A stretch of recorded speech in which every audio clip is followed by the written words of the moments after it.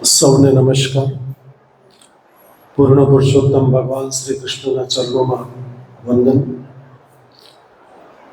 આજના કાર્યક્રમમાં ઉપસ્થિત મારા વાઇસ પ્રિન્સિપલ ભાઈ શ્રી હિતેશભાઈ, મારા તમામ સંનિષ્ઠ કર્મઠ અધ્યાપક મિત્રો અને વાલા દીકરા દીકરીઓ, પહેલાં તો હું હિતેશભાઈનો આભાર માની લઉં. બીજો આભાર મારા 3-4-5 અધ્યાપકોએ જેણે તમારો લેક્ચર્સ નથી લઈ રહ્યા અને મારી જોડે તમે બેઠા છો, એટલે મારા તમામ કર્મઠ અધ્યાપકોનો હું આભાર માની લઉં. અને ટીવાય બીકોમમાં જ શા માટે? અને હું જ્યારે કેમેરામાં જોતો હતો, લેબમાં બેઠો બેઠો બધા વિદ્યાર્થીઓને બેસાડતા હતા અને દોડાદોડી મારા અધ્યાપકો કરી રહ્યા હતા, આ બાજુ બેસો, આ બાજુ બેસો, આ બાજુ બેસો, બધું મેં જોયું. એટલે મેં હિતેશભાઈને કહ્યું કે જો કદાચ સ્વેચ્છાએ નહીં આવેલા હોય ને ખરેખર લાવવામાં આવેલા હોય તો પ્લીઝ હોલ છોડીને જઈ શકે છે. કારણ કે માત્ર એક આંચલના આમંત્રણથી તમારી સમક્ષ ઉપસ્થિત થયો છું. આંચલ જેવી કેટલીય દીકરીઓ અને કેટલાય દીકરાઓની મનોકામના છેલ્લા ઘણા સમયથી હતી કે સર, તમે આર્ટ્સમાં અને સાયકોલોજીના વિદ્યાર્થીઓને જ હંમેશા સંબોધન કરો છો ને તમે એમને પ્રેરણા આપો છો અને ભણાવો છો, તો અમારું શું? અને મારું કમિટમેન્ટ પણ હતું. હિતેશભાઈ, આપણે વાલી મિટિંગ કરેલી, પેરેન્ટ્સ મિટિંગ કરેલી, તેમાં પેરેન્ટ્સને વિદ્યાર્થી ફરિયાદ કરેલી એની મમ્મીને કે ગુર્જર સર અમારે બીકોમમાં તો કોઈ દિવસ આવે જ નહીં એમ. એટલે ખબર નહીં, પણ 2-1 વર્ષ પહેલાં મેં કમિટમેન્ટ પણ કરેલું આ જ હોલની અંદર, આ જ મંચ ઉપરથી, કે હું દરેકે દરેક TY BCom, SY BCom, FY BCom, MCom અને બાકીના સાયકોલોજી સિવાયના તમામ સબ્જેક્ટોના ક્લાસમાં જઈશ. મેં વચન આપેલું, પણ I am sorry, extremely sorry to say કે એ વચન હું પરિપૂર્ણ નહીં કરી શક્યો. કારણ કે દરેક ક્લાસમાં રોજ આટલા બધા મોટી સંખ્યામાં વિદ્યાર્થીઓ હોય, દરેક ક્લાસની અંદર મારે જવું એ થોડું મારા માટે પ્રેક્ટિકલી ડિફિકલ્ટ થઈ ગયું. એટલા માટે નહીં પહોંચ્યો કે આજે પણ ટીવાય બીકોમમાં મારી ઈચ્છા હિતેશભાઈ સાથે વર્કઆઉટ કરેલું અમે કે દરેક ક્લાસમાં 1-1 કલાક જવું એમ, પણ તે પણ ન થઈ શક્યું. પણ ખરેખર આંચલે જીદ કરી કે સર તમે આવો જ આવો. એટલે મને એમ થયું કે આંચલના ટીવાય બીકોમ 3rd ડિવિઝનમાં ક્લાસમાં મેં રેકોર્ડ કઢાવ્યો, કેટલા છોકરાઓ બેસે? તો કહેવું કે 25 થી 30 છોકરાઓ. હવે આપણો તો 130નો ક્લાસ છે, પણ છોકરાઓ બહુ જ્ઞાની છે, એટલે જ્ઞાન તો સર્વત્ર વ્યાપે છે, એટલે ક્યાંયથી પણ પ્રાપ્ત કરી લે. એટલે મે બી કે ભાઈ આટલા બધા નહીં હાજર રહેતા હોય મોટી સંખ્યામાં, એટલે મેં વિચાર એવો કર્યો કે બીકોમ ફર્સ્ટનો સર ઈશ્વર સરનો લેક્ચર, તો લોકો 2nd, 3rd ને 4th કેટલા ગણતરી કરી રેન્ડમલી, તો 201 વિદ્યાર્થી થઈ જાય. ચલો 2nd, 3rd અને 4thના વિદ્યાર્થીઓને મેં આંચલ સાથે પણ ડિસ્કસ કર્યો ફોન પર કાલે. લોકો દીકરા આટલા બધાને બેસાડી દઈએ આપણે, તો આપણો હોલ જે ખરેખર લેવા માંગતા હોય તો લે. પછી મને વિચાર આવો પણ આવ્યો એમ કે ખરેખર કોઈને રસ નહીં આપણે જબરજસ્તી બેસાડી દેવા એ કેટલું યોગ્ય છે. પણ મારા 470 આજે પ્રવચન છે અને હજારો લેક્ચર્સ આપ્યા છે. તેમાં સાયકોલોજીના વિદ્યાર્થીઓથી માંડીને કોઈ પણ વ્યક્તિ જે ક્ષણથી મારા સંપર્કમાં આવ્યું છે, એણે ક્યારેય મને એવું નથી કીધું કલાક, 2 કલાક, 3 કલાક કે 4-4, 5-5 કલાક બોલ્યો છું કે સર કંટાળો આવ્યો છે. ક્યારે પણ હું 1 સેકન્ડ માટે પણ બાળકને કે ઓડિયન્સને કંટાળવા દેતો નથી. અને આ જે હવે જે બોલવાની જે શરૂઆત કરું છું, સંસ્કારની પાઠશાળા, જે આપણે બહુ સરસ ટાઇટલ આપ્યું છે, એના સંદર્ભની અંદર હવે પછી જે પણ મારા શબ્દો હશે એ શબ્દો હું બોલીશ નહીં. કોઈ પરમ ચૈતન્ય તત્વ, પરમ શક્તિ, પૂર્ણ પુરુષોત્તમ ભગવાન શ્રી કૃષ્ણના ચરણોમાં સમર્પિત કરું. એ જે બોલાવશે તે જ બોલીશ. અને મારી કોઈ સત્તા કે મારી કોઈ તાકાત પણ નથી કે હું બોલી શકું. અને એ જે મને અંદરથી પ્રેરણા આપશે એ હું બોલીશ. અને અંતે તમારા કોઈ પણ પ્રકારના પ્રશ્નો હશે એ પ્રશ્નો આપણે લઈશું. હું પહેલી 2-3 સુંદર વાત કરીશ અને બધી વાતો સત્ય ઘટના ઉપર આધારિત છે. મહારાષ્ટ્રની મુંબઈની થોડા વર્ષો પહેલાંની વાત છે. ડૉક્ટર દીકરો, લગ્ન કરાવી દીધેલા, પિતાશ્રી બેઠા હતા, રાત્રે 9 વાગ્યાનો સમય છે. ન્યૂઝપેપર વાંચી રહ્યા હતા, ટીવી પણ ચાલુ હતું, અને છોકરાની મમ્મી એટલે કે જે ફાધર હતા એમની વાઈફ થોડા વર્ષો પહેલા એક્સપાયર થઈ ગયેલા. 70, 72, 75 વર્ષની ઉંમર હશે વૃદ્ધની, અને દીકરો ડૉક્ટર 41 વર્ષનો હશે. તો ડૉક્ટર દીકરાએ, પપ્પા પેપર વાંચી રહ્યા, ડૉક્ટર દીકરાએ એમ કીધું ટીવી જોતા જોતા કે પપ્પા તમારે કાલે સવારે આ ઘર છોડીને જતા રહેવાનું છે. એટલે બાપે પૂછ્યું કે બેટા હું ક્યાં જઈશ, તું મને ઘરમાંથી બહાર કાઢી મૂકવાની વાત કરે છે? તો કે હા પપ્પા, મેં કહી દીધું તમારે જ્યાં જવું હોય ત્યાં જવાનું. આ સત્ય ઘટના કહી રહ્યો છું, પૂર્ણ સત્ય છે. તો ક્યાં જઈશ? પણ વૃદ્ધ છું, 70, 72, 75 વર્ષની મારી ઉંમર છે, હું ક્યાં જઈશ, કેવી રીતે કરીશ? તો કે એ મારે જોવાનું નથી, મેં તમને કીધું કે આવતીકાલે આ તમારે ઘર છોડી દેવાનું છે, એટલે તમારે છોડી દેવાનું છે. કયા બાપને ઊંઘ આવે મિત્રો? રાત્રે 9 વાગે જ્યારે છોકરા તરફથી આવો આદેશ મળ્યો તો બાપ આખી રાત રડ્યો. બંને આંખમાંથી ગંગા જમના આખો તકિયો આંસુઓથી ભરાઈ ગયો. આખી રાત રડ્યા. બાપ ખૂબ સ્વમાની હતો, એટલે સવારે ઉઠીને તેના જૂના એક મિત્ર ત્યાં ગયો.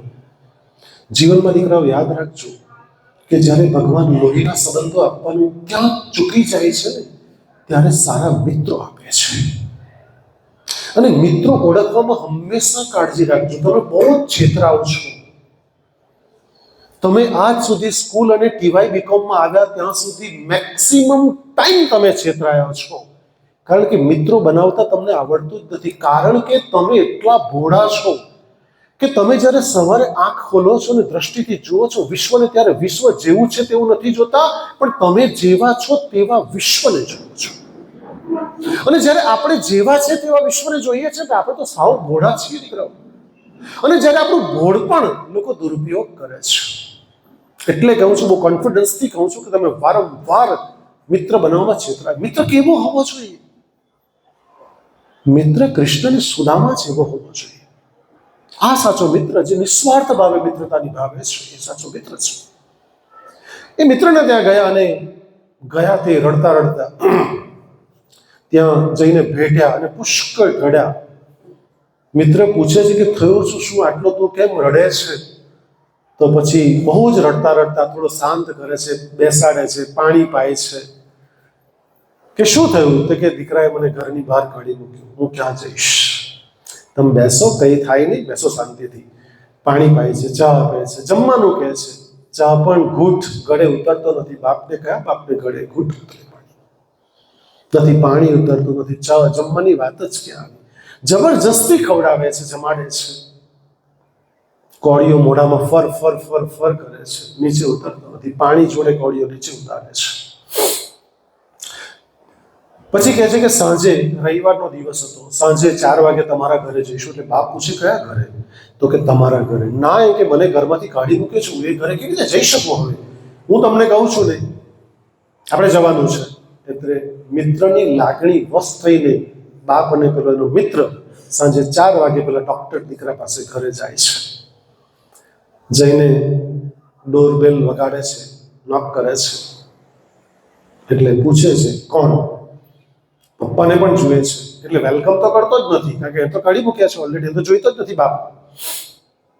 એટલે લોકો સીધા ઘરમાં જઈને બેસી જાય છે સોફા ઉપર. તો પેલા મિત્ર પૂછે છે, બાપ તો હજી આંખમાંથી આંસુ સુકાયા જ નથી રાત્રિના. પૂછે છે કે બેટા તે તારા પિતાશ્રીને ઘરની બહાર કાઢી મૂક્યા? તો કે હા. કેમ? તો કે તમારે મારા બાપ અને દીકરા વચ્ચે તમારે બોલવાની કે તમારે દલીલ કરવાની કે તમારે પૂછવાની કાંઈ જરૂર નથી. મેં મારા બાપને કાઢી મૂકે, તમારે શું લેવા દેવા છે? એટલે મિત્ર શાંત થાય છે, અને એના હાથમાં એક બ્રીફકેસ હોય છે. એ ખોલે છે, એક કાગળ પકડાવે છે, એક રિપોર્ટ પકડાવે છે. ડૉક્ટર દીકરો છે, આખરે હોશિયાર છે, ભણેલો ગણેલો છે. એ વાંચે છે, એને સમજણ નથી પડતી. ઉપર તારીખ જુએ છે, પપ્પાનું નામ જુએ છે, હોસ્પિટલનો રિપોર્ટ જુએ છે, બધા 2-3 રિપોર્ટો ચેક કરીને જુએ છે. નામ પપ્પાનું જ છે, તારીખ પણ જૂની છે શું? એટલે દીકરાને સમજણ નહીં પડી. એટલે એમના પપ્પાને પૂછ્યું કે પપ્પાનો રિપોર્ટ કિડનીનો શાનો છે? ત્યારે પપ્પા તો બોલી શકે એવી કોઈ ક્ષમતા નહોતી. અને પેલા પપ્પાના મિત્ર પેલા ડૉક્ટર દીકરાને કહે છે કે દીકરા, તું જ્યારે 12થમાં હતો ને, આ તમને પણ એટલું જ લાગે વળગે છે. તું જ્યારે ધોરણ 12માં હતો, તારા ટકા બહુ જ સારા આવ્યા હતા, તારી ઈચ્છા મેડિકલ ક્ષેત્રમાં જવાની હતી, પણ તારા ફાધર પાસે ફીના પૈસા નહીં હતા. અને જ્યારે મને મળવા આવ્યા કે મારી પાસે પણ એટલી કેપેસિટી નહીં તારા ફીના પૈસા હું આપી શકું, એટલે તારા બાપે એક સાઈડની એક કિડની કઢાવી અને સ્વેચ્છાએ કિડની કઢાવું છું એનું લેખિત પરમિશન આપી અને કિડની વેચીને જે પૈસા આવ્યા ને એ તારી તમામ ફી ભરી છે, મેડિકલને તને ડૉક્ટર બનાવ્યો છે. અને તું એમ કહે છે ઘરની બહાર નીકળી છે, તને ખબર છે? મિત્રો, દીકરો ચોધાર આંસુ રડે છે અને બાપના પગમાં પડી જાય છે કે મારી ભૂલ થઈ ગઈ, હવે પછી ક્યારે આવી ભૂલ નહીં કરીશ. મેં મારી પત્નીની ચડામણીથી તમને ઘરની બહાર કાઢ્યા છે. પત્ની રહેવાની તો રહી, નહીં તો જાય પિયર, બાકી હવે હું તમને છોડીશ નહીં. એક, યાદ રાખજો, ભૂલતા નહીં. બે, આવો જ એક દીકરો વૃદ્ધાશ્રમમાં પોતાની માને મૂકી આવે છે. ખબર નહીં, માને એક રાત્રે એવું થાય છે કે 2-2:30 વાગે આંખ ખુલી જાય છે. મોડું ધોવે છે, વોશરૂમ જઈને મોડું ધોઈને બહાર આવે છે અને લાઇટ પાડે છે. વૃદ્ધાશ્રમના રૂમની વાત વર્ણન કરું છું. લાઇટ પાડે છે અને ખબર નહીં, એની અચાનક નજર આમ કેલેન્ડર પર જતી રહે છે. કેલેન્ડર પર જઈને જુએ છે તો આજ તારીખ આટલા જ વાગ્યા હતા અને આજથી એક્ઝેક્ટ 30, આ પણ સત્ય ઘટના છે, 30 વર્ષ પહેલા મેં મારા બાળકને જન્મ આપ્યો હતો. તો રાત્રે 2:30, 2:45 વાગે લગભગ એ બહાર એસટીડી પીસીઓ, ખબર પહેલા બૂથ આવતા એસટીડી પીસીઓના, બહાર જાય છે. વૃદ્ધાશ્રમમાં એક એસટીડી પીસીઓનું બૂથ મૂકેલું હતું, ત્યાં આગળ જાય છે અને રૂપિયાનો કોઈન નાખે છે અને એ કોલ લગાવે છે. કોને? પોતાના દીકરાને. એટલે દીકરો ઊંઘમાં બોલે છે, કોણ? તો કે બેટા, હું તારી માં બોલું છું. તો કે હમણાં ફોન કરવાનું શું કામ છે રાત્રે? તો કે બેટા, આ જ તારીખે આટલા જ વાગે, ખબર નહીં કેમ મારી આંખ ખુલી ગઈ ને મેં જોયું તો કેલેન્ડરમાં આ જ તારીખ છે દીકરા, આટલા જ વાગે મેં તમને આજથી 30 વર્ષ પહેલા જન્મ આપ્યો હતો, એટલે જન્મની શુભકામનાઓ આપવા પાઠવવા માટે તને ફોન કર્યો છે. તો કે શું સવારે તું શુભકામના નહીં પાઠવી શકી? મારી ઊંઘ બગાડી, રાત બગાડી નાખી છે. એટલે માં એવું કહે છે કે બેટા, તારી રાત 100% બગડી છે, માફ કરજે, તારી ઊંઘ બગડી છે, પણ કદાચ તને ખબર નહીં હોય બેટા કે 30 વર્ષ પહેલા મેં તને જ્યારે જન્મ આપેલો ત્યારે આખી રાત મારી બગડી હતી. માં આંખમાંથી આંસુ સરતા સરતા ટેલિફોન નીચે મૂકી દે છે. ઘટના નંબર 2 સત્ય ઘટના છે. ઘટના નંબર 3, આચાર્ય વિજયરત્ન સુંદર સુરેશ્વરજી મહારાજ, જેના થકી મારું જીવન ઘડાયું છે અને ચણાયું છે, એ ભૂસાવળમાં થોડા વર્ષો પહેલા યાત્રા કરતા હતા. તો આવી જ એક સ્કૂલ, જેમ આપણી કોલેજની હિતેશભાઈ વાત કરી હતી તે દિવસે, પેલા આચાર્યવર આપણે ત્યાં આવ્યા હતા, તો એમણે કીધું કે મારું બહુ ઓછી જગ્યાએ કોલેજમાં પ્રવચન રાખતા હોય છે આવું સંતો મહારાજશ્રીઓનું, જૈન મુનિનું, એટલે આપણે ત્યાં મેં તક ઝડપી લીધેલી. તો આપણે ત્યાં ઘણા બાળકો તે દિવસ લગભગ હશો તમે, આમાંથી કોઈક ને કોઈક. તો એમણે કીધું કે ભૂસાવળની અંદર ગુરુવારે પોતે કીધું છે બુક્સની અંદર કે મારું પ્રવચન હતું, લગભગ 15-20 બાળકો હતા ભૂસાવળની સરકારી શાળામાં, અને વાઇસ પ્રિન્સિપલ જે મિતેશભાઈ છે આપણે ત્યાં, વાઇસ પ્રિન્સિપલ સરે મારું ત્યાંથી વિહાર થઈ રહ્યા હતા, ત્યાંથી લોકો જઈ રહ્યા હતા, કારણ કે આપ જાણો જૈન મુનિઓ 15-20 કિલોમીટર રોજ એ પદયાત્રા કરતા હોય છે.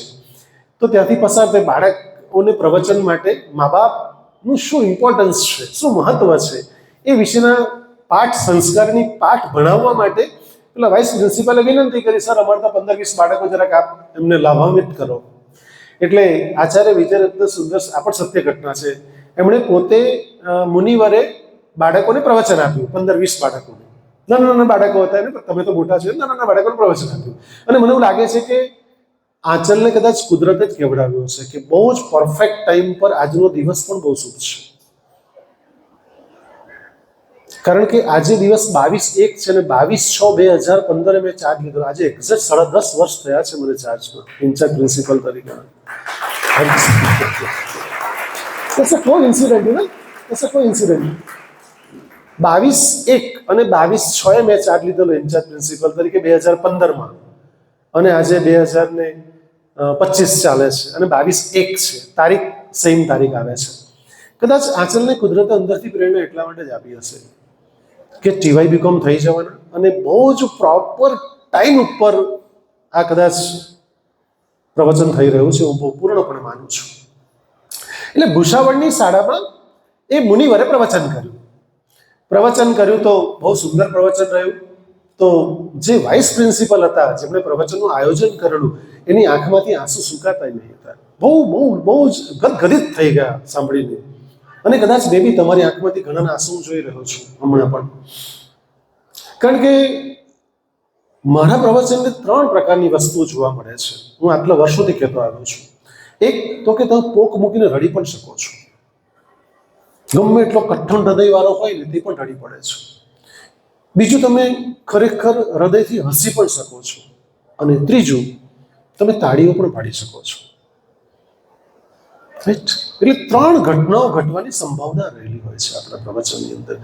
તો પેલા વાઇસ પ્રિન્સિપાલ સરે એવું કીધું કે મુનિવર, તમે અહીંયા આવ્યા છો ને તમે જ્યારે વિહાર કર્યા છો, મારું ઘર રસ્તામાં જ છે, તો પ્લીઝ તમે જરા મારા ઘરે પગલાં પાડશો. એટલે મુનિવર ત્યાંથી જ પસાર થતા, એટલે કંઈ વાંધો નહીં, હું ચાલ આવીશ. એટલે લોકો પસાર થતા વાઇસ પ્રિન્સિપલ જોડે ચાલતા ગયા. થોડેક જ દૂર એમનું ઘર હતું. ત્યાં આગળ ગયા અને ઘરની અંદર પ્રવેશ કર્યો. બહારનું ખકડેલી માં હતી, લગભગ 72-75-80 વર્ષની હશે લગભગ. અંદર જેવા પ્રવેશ કર્યા એવા જે મુનિવર પણ અંદર ગયા, અને જે પેલા જે વાઇસ પ્રિન્સિપલ સર હતા એ ડાયરેક્ટ અંદર એને માના રૂમમાં ગયા, પગ પકડીને આખા સાષ્ટાંગ દંડવત પ્રણામ કરીને ખૂબ રડે. આ સાઈડ માં રડે, આ સાઈડ પેલા વાઇસ પ્રિન્સિપલનો દીકરો રડે. 58 વર્ષની ઉંમર હશે, 55 થી 58 વર્ષની ઉંમર એના દીકરાની, જે વાઇસ પ્રિન્સિપલ હતા એની. બહુ રડે. એટલે હવે જે વાઇસ પ્રિન્સિપલ હતા એ તો બોલી શકવાની ક્ષમતા હતી પણ નહીં, પરંતુ એની માં, વૃદ્ધ માં, જે 80-85 વર્ષની હશે, એની આંખમાં ધડ આંસુથી મુનિ મહારાજને પગે લાગી રહી હતી. આ પણ સત્ય ઘટના છે કે મુનિ મહારાજ, ધન્ય હો, તમારું ભલું થજો. મારો દીકરો છેલ્લા લગભગ 35 થી 40 વર્ષથી મારી જોડે બોલ્યો નથી. ખબર નહીં મુનિવર, તમે આજે આવ્યા છો, શું જાદુ કર્યો છે કે આજે મારી સાથે બોલી રહ્યો છે, મારા ચરણોમાં મને પગે લાગી રહ્યો. મને મારું મોઢું પણ જોયું નથી મારા છોકરાએ. કોઈ કેવો બનાવ બની ગયો છે મા બાપ વચ્ચે? હું તમને બહુ સ્પષ્ટ કહી મૂકું છું દીકરાઓ, કે મા બાપ કોઈ બાબત ઉપર ખોટા હોઈ શકે છે તમારા પણ ખરાબ નથી. ધ્યાન રાખજો, તમારા પેરેન્ટ્સ કોઈ મુદ્દા ઉપર, કોઈ બાબતમાં ખોટા હોઈ શકે છે પણ ખરાબ નથી. ધ્યાન રાખજો દીકરાઓ. તો પેલી માં કહે છે રડતા કે મુનિ મહારાજ, એ 35-40 વર્ષથી મારી જોડે બોલ્યો નથી, મને જોઈ નથી, અને આજે આપે શું જાદુ કર્યો કે તમે લઈ આવ્યા અને આજે મને સાષ્ટાંગ દંડવત પ્રણામ પગે લાગી રહ્યો છે, મારા ચરણોમાં છે. હું રોજ તળસતી હતી, રોજ એને યાદ કરીને મારી આંખમાં આંસુ. મારો દીકરો મારી પાસે આવે, મારી પાસે નજીક જ રહેતો હોવા છતાં મને મળતો નહોતો મારો દીકરો. મુનિ મહારાજ, ધન્ય હો. મિત્રો, 3 પ્રસંગ તમને સત્ય ઘટના કહ્યા પછી એક નાનો પ્રશ્ન પૂછી દઉં. હું મારો લોભ જતો કરવા નથી માંગતો, અને મને પૂર્ણ શ્રદ્ધા છે ગારડા કોલેજ એ ખરેખર શિક્ષણ અને સંસ્કારનું ધામ છે. ત્યારે બહુ પ્રમાણિકપણે, સત્યપણે, એક પણ જાતનું મને કે કોઈ અધ્યાપકને સારું લગાડ્યા વગર નાના પ્રશ્નનો તદ્દન પ્રમાણિકપણે સાચો જવાબ આપજો કે કેટલા બાળકો બેઠા છે તે પપ્પા મમ્મીને રોજ પગે લાગીને આવે છે? 4, 5, 6, 7, 8, 9, 10, 11, 12, 13, 14, 15. જોરદાર તાળી પાડતા લોકો. So thank you. મારો હાથ પણ ઊંચો હતો, એટલે હું પણ રોજ મારા પિતાશ્રીના ચરણ સ્પર્શ કરીને એવરી ડે આવું છું. બાકીના વિદ્યાર્થીઓને વિનંતી કરું છું કે તમે જનરલી એમ ક્યારે પગે લાગે? તમે અંકિત સાથે વાંચતા ગયા ત્યારે પણ એ જ વાત મેં કરી કે ભાઈ તમે જનરલી ક્યારે પગે લાગે? તો બાળકોએ એવું કીધું છે કે તમારો બી જવાબ કોમન હશે, મે બી, કે ધોરણ 10ની 12ની એક્ઝામ હોય, 10ની એક્ઝામ હોય ત્યારે એક્ઝામ આપવા જઈએ ત્યારે આપણે પગે લાગીને જઈએ. અધરવાઇઝ બીજું શું હોય આપણે ત્યાં? હા, હા હા, કોઈ ફેસ્ટિવલ હોય, બેસતું વરસ હોય ત્યારે આપણે પપ્પાઓને પગે લાગીએ છીએ. બીજું કંઈ? હા, બર્થડે હોય ત્યારે પણ તમે પગે લાગો છો. આપણે ત્યાં પણ હું બર્થડેની જ્યારે જ્યારે વાત કરું છું ત્યારે ત્યારે બહુ બહુ સ્પષ્ટપણે કહું છું કે બર્થડેમાં ખરેખર જે ઘર સજાવવામાં આવે છે, હવે તો બર્થડેનો કન્સેપ્ટ આખો ચેન્જ થઈ ગયો. તમે તો સાક્ષી બન્યા છો કે હવે તો પાર્ટી પ્લોટમાં બર્થડે રાખવામાં આવે છે. એનું મોટી મોટી પાર્ટીઓ કરવામાં આવે છે બર્થડેના નિમિત્તે. અને હવે તો ખબર નહીં, મીણબત્તીની જોડે જોડે પેલા ફટાકડા બી સાહેબ આપવામાં આવે છે કે જેમ પેલા ક્રેકર્સ સળગે એમ આખા. હા, એમ એટલે આપણે ત્યાં મીણબત્તીથી માંડીને ફટાકડાથી માંડીને એને સળગાવવામાં આવે. પછી શું કરવામાં આવે? મીણબત્તી સળગાવ્યા પછી શું કરે? એને ફૂંક મારીને ઓલાવવામાં આવે. પછી બધા તાળી પાડે, happy birthday happy birthday happy birthday કરે. એને આવું જ કરે ને. મને આજ સુધી એ સમજાયું નથી કે આ મૂર્ખના સરદારો કઈ દિશામાં જઈ રહ્યા છે. જો તમે કરતા હોય તો પણ તમશોમાં જ્યોતિર્ગમય. હે પ્રભુ, તું મને ઊંડા અંધારેથી પ્રકાશ તરફ લઈ જા. અને મૂર્ખના સરદારો બર્થડે ને દિવસે, જન્મ દિવસે મીણબત્તી પ્રજ્વલિત કરે છે ને ઉપરથી ફૂંક મારે છે, ઓલવે છે. આ તો ક્યાં છીએ આપણે? Go inside, don't go outside my near and dear. Go inside, વિચારો આપણે ક્યાં જઈ રહ્યા છીએ. અને પેલું બાળક જ્યારે ફૂંક મારે છે ત્યારે થૂક ઉડે છે. આવી ગંદી એઠી કેક ખાઈએ છીએ આપણે. અને પાછી કેક બહુ મસ્ત છે. અરે એ તો જવા દો, મને એ સમજાતું નથી કે તમારા ફાધર કે તમારા કોઈ સગાવાલા કે તમારા કોઈ ફેમિલી ફિઝિશિયન તો પૂછજો આજે બપોરે જઈને જ કે આપણા શરીરના કોઈ પણ અંગ ઉપાંગો કરતા મોઢામાં મેક્સિમમ બેક્ટેરિયા હોય છે. અને એક મોઢામાંથી એક કેકનો ટુકડો બીજા મોઢામાં જાય, બીજા મોઢામાં ત્રીજા મોઢામાં જાય, ત્રીજા મોઢામાં ચોથા મોઢામાં જાય. What nonsense! આ શું છે? એઠું ક્યારેય કોઈનું ખાવું નહીં. કોરોના હમણાં જ ગયો છે, ખબર ને, માસ્ક આવી ગયેલા એનું. એટલે એઠું ખાતા નહીં ક્યારેય કોઈનું, થૂકવાળું ખાતા નહીં. અને કોલેજમાં પૂર્ણપણે પ્રતિબંધ છે, પૂર્ણપણે, કે જે બાળક બર્થડે ઉજવે એટલે અહીંયા સેલિબ્રેટ કરવા ટેબલ ને એવું કંઈક ખડડાડે કે એવું બધું કરવા જાય તો તરત જ તેનું એડમિશન કેન્સલ કરું છું. બર્થડે અમારે તો અહીંયા આ માં સરસ્વતીનું મંદિર છે, બર્થડે ઉજવવાનું મંદિર નહીં આગળ. એટલે મેં કેટલાક બાળકોને એવા જોયા કે કેકને, હવે તો હોટલમાં જઈને બી કેક ફેસ્ટિવલ એટલે આ ચોપડે, એટલે પછી એ લોકો શું કરતા હશે, એની પરથી એ લોકો ચાટીને ખાતા હશે, એના ચહેરા પરથી ખાતા. મને સમજાતું નથી આ ક્યાં જઈ રહ્યા છીએ આપણે. માય નિયર એન્ડ ડિયર, ક્યાં જઈ રહ્યા છે આપણે? ચહેરા પર લગાવ, ગ્લો સારો આવતો હશે ચામડીનું. શું કારણ શું હોઈ શકે? મને સમજાતું નથી. અને તમે જોયું છે, આ પ્રેક્ટિકલી તમે જોયું છે કે જે પેલા ફટાકડા સળગાવવામાં આવે છે, કેટલા લોકો દાઝી ગયા છે, મોઢા સળગી ગયા છે. ગારડા કોલેજના ટીવાય બીકોમના તમામ વિદ્યાર્થીઓને વિનમ્રતાપૂર્વક વિનંતી કરું છું કે તમારી બર્થડે હોય કે તમારા પરિવારમાં કોઈ બાળકની, ભાઈ બહેનની બર્થડે હોય તો ઉજવજો. છૂટ છે. મંજીનીઝની અને નિકીની કેક બહુ જ મસ્ત આવે છે, ખાજો, કોઈ વાંધો નથી મને. પરંતુ તમારે ત્યાં નાના ભાઈ બહેન હોય તો તમે અથવા તમારા નાના ભાઈ બહેનને મંદિરમાં પગે લગાડજો. ગુરુ ભગવંતના પ્રભુના આશીર્વાદ લેવડાવજો. 11 વર્ષનો થાય તો 11 દીવા પ્રજ્વલિત કરજો દીકરાઓ. મીણબત્તી, જે તમારી મીણબત્તી આપે છે ને, એને સાઈડે મૂકી દેજો. રાઈટ, લાઈટ જશે તો આપણે ત્યાં ઇન્વર્ટર નહીં હોય તો કામ લાગશે. બાકી મીણબત્તી અંદર મૂકતા પણ નહીં અને સળગાવતા પણ નહીં. દીવા ભગવાનનું તમારું ઘર મંદિર દરેકના ઘરમાં હશે એ જ્યોત કરજો. અને 11 વર્ષનો, 12 વર્ષનો થાય તો 12 દીવા જ્યોત કરજો, 10 વર્ષનો તો 11 દીવા જ્યોત કરજો. અને આપણે તો દરેકના ઘરે પેલા દિવાળીમાં મૂકવાના કોળિયા છે જ, એ જ્યોત કરજો. નહીં તો કેટલાનો પ્રશ્ન એમ થાય, સર 11 દીવા લાવવા ક્યાંથી? તમે તો બધું કે કર્યા કરે અમારે ત્યાં. એટલે એ મારી પાસે બધા સોલ્યુશન્સ છે. હું જ્યારે જવાબદાર વ્યક્તિ તરીકે બોલતો હોઉં તો બધા સોલ્યુશન સાથે જ બોલું છું. એટલે એની કોઈ ચિંતા નહીં કરતા. એ પણ મીટર પેટીમાં પડેલા જ છે. એનું સ્થાન બી તમને કહી દો તમારા ઘરે, રાઈટ? એટલે એ તમે કરજો ને ગુરુ ભગવાનને પગે લગાડજો. અને આજ પછી ક્યારેય કોઈની એઠી કેક, થૂકવાળી કેક ક્યારેય પણ ખાશો નહીં. અને ક્યાં એવા ફંક્શનમાં જશો નહીં તમે, મહેરબાની કરીને, રાઈટ? કારણ કે દુનિયાને સુધારી શકવાના નથી. સમજજો, કોને સુધારવું પડશે? હું સુધરીશ. તો પ્રશ્ન એ થાય છે કે પગે જે 15-20 બાળકો લાગે છે, અને ખરેખર હાર્ટલી કોંગ્રેચ્યુલેશન્સ કહું છું. ખરેખર મને બહુ જ આનંદ થયો. પણ બાકીના વિદ્યાર્થીઓને બહુ જ વિનંતી કરું છું દીકરાઓ, કે આવતીકાલ સવારથી તમારે પપ્પા મમ્મીને અચૂક પગે લાગીને આવવું.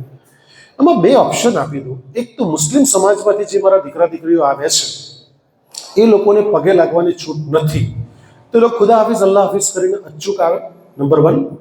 એન્ડ નંબર 2, જે મારા કાઠિયાવાડમાંથી બાળકો આવે છે, જે લોકો સૌરાષ્ટ્ર રિજનમાંથી આવે છે, એ લોકોને પણ દીકરીને નમવા પગે લાગવા દેતા નથી. પણ નમીને જય શ્રી કૃષ્ણ તો કરી જ શકાશે. અને ઘરેથી જ્યારે પણ આવતીકાલથી કોલેજમાં આવો છો, જ્યારે ઘરેથી બહાર આવો છો, ત્યારે હું જાઉં છું એવું નહીં કહેતા. હંમેશા કહેજો હું આવું છું. એક કમિટમેન્ટ સાથે ઘરની બહાર નીકળજો. જાઉં છું તો આવવાનું કોઈ નક્કી નથી. આ પોઝિટિવ સાયકોલોજી છે. 3 બાબતો મારે તમારી જોડે શેર કરવી છે. જે બાળકો નથી પગે લાગતા, ને જે લોકો પગે લાગતા છે, એ પણ પોતાની જાતને પ્રોત્સાહન મળશે કે બહુ પ્રોપર વેમાં તમે અને હું ચાલી રહ્યા છું. 1, ધ્યાનથી સાંભળજો અને સાથે લઈને જજો. અને અહીંથી જાઓ એટલે 2-5 જણને બધી જ વાતો જેટલી યાદ રહે એટલી શેર કરજો. કારણ કે હું જે બોલી રહ્યો છું તો મારા થકી જે બોલાઈ રહ્યું છે એ હૃદયથી બોલાઈ રહ્યું છે. અને મને પૂર્ણ શ્રદ્ધા છે, વિશ્વાસ નથી, શ્રદ્ધા છે કે તમારા હૃદય સુધી 1001% પહોંચશે. અને હૃદયમાં પહોંચેલી વાત ક્યારેય પણ ભૂલાતી નથી. અને એમાં થોડાક જ બાળકો મને બહુ પર્સનલી ઓળખતા હશે. બાકી તો મોટાભાગના બાળકોનો મારે કોઈ એવો પરિચય નથી હોતો. પણ તમે જે બાળકો તમામ જે આજે બેઠા છો, જ્યાં સુધી મારો અવાજ પહોંચી રહ્યો ત્યાં સુધી, કે તમે ક્યારેય ભૂલી નહીં શકશો આજનો દિવસ. Never you forget today, never forget.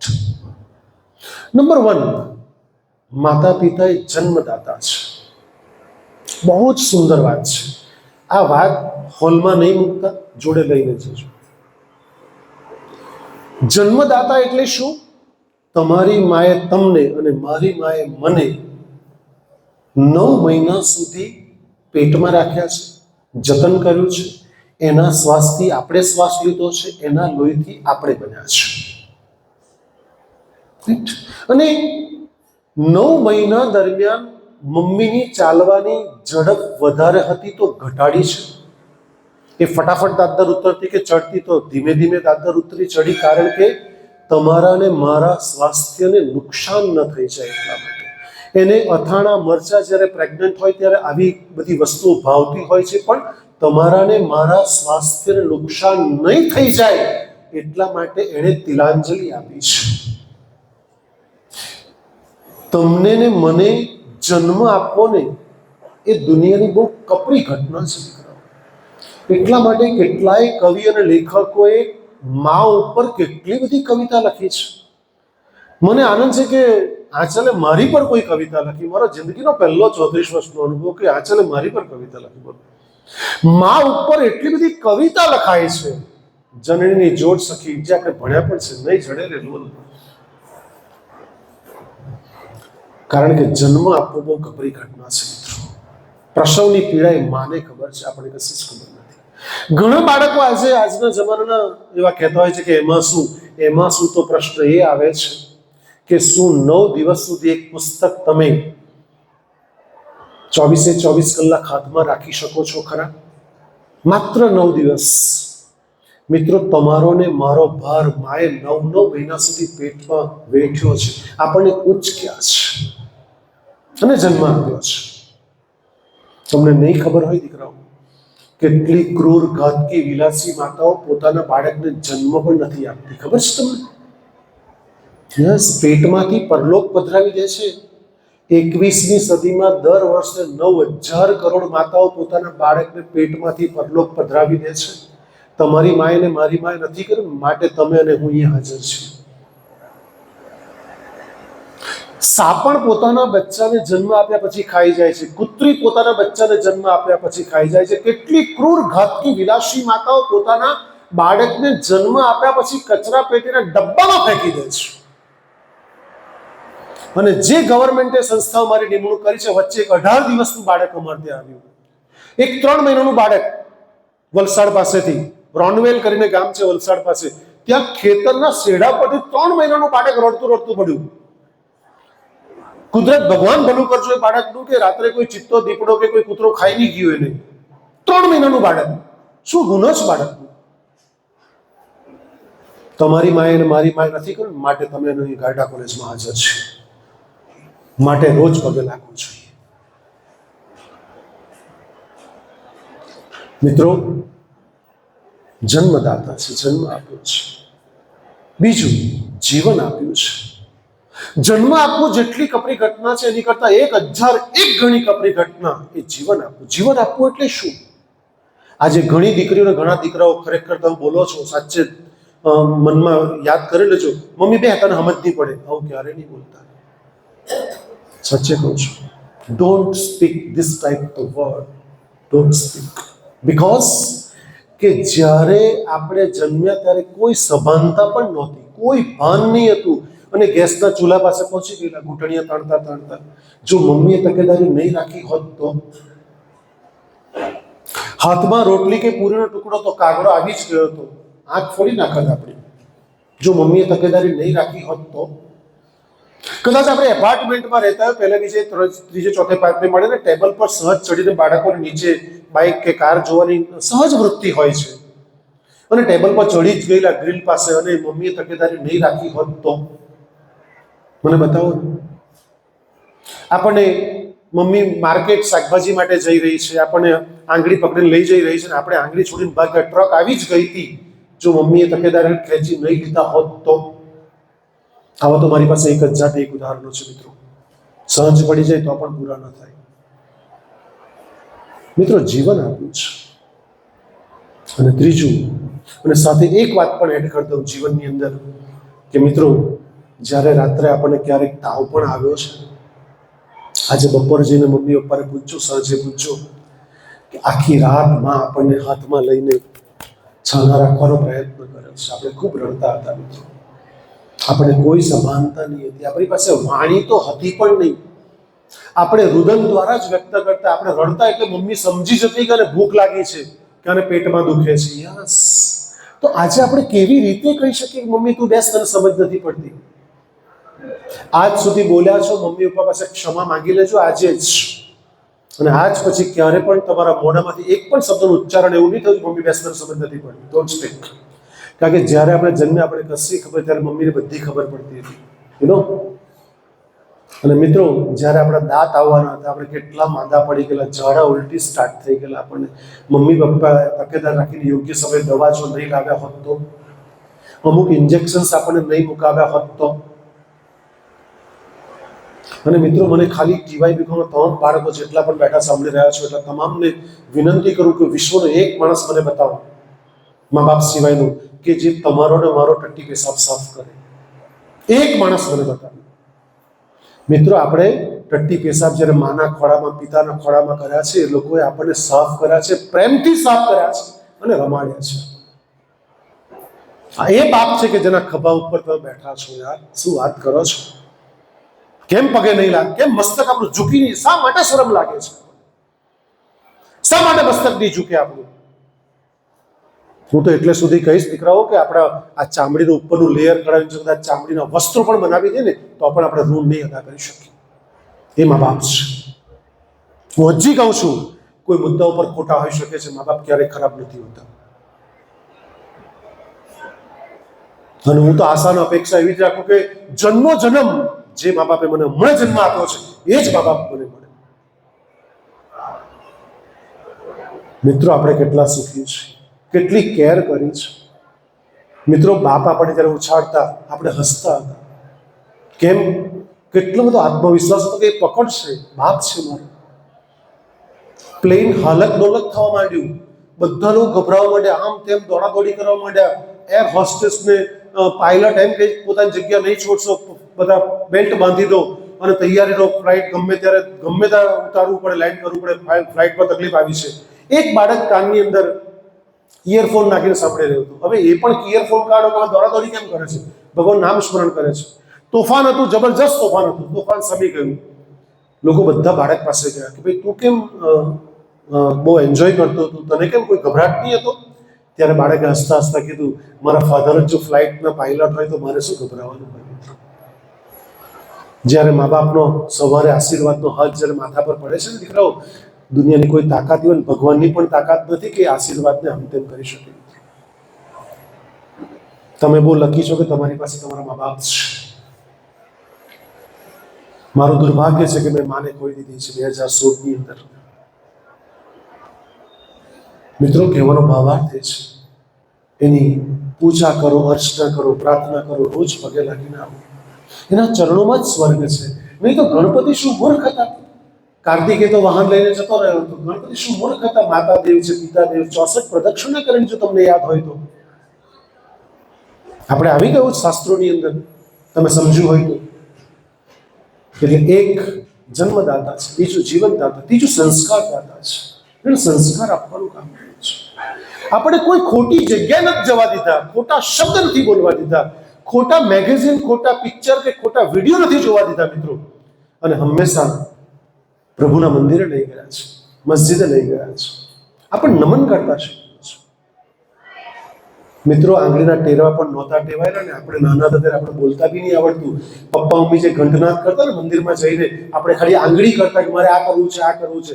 પપ્પા કે મમ્મી આપણને ઊંચા કરીને ઘંટનાદ કરાવતા. યાદ કરો દિવસો. મિત્રો, હજી કહી દઉં છું, તમામ દીકરા દીકરીને કહું છું, ઉપર ઉડવાની છૂટ છે, પગ તમારા જમીન પર અડેલા હોવા જોઈએ.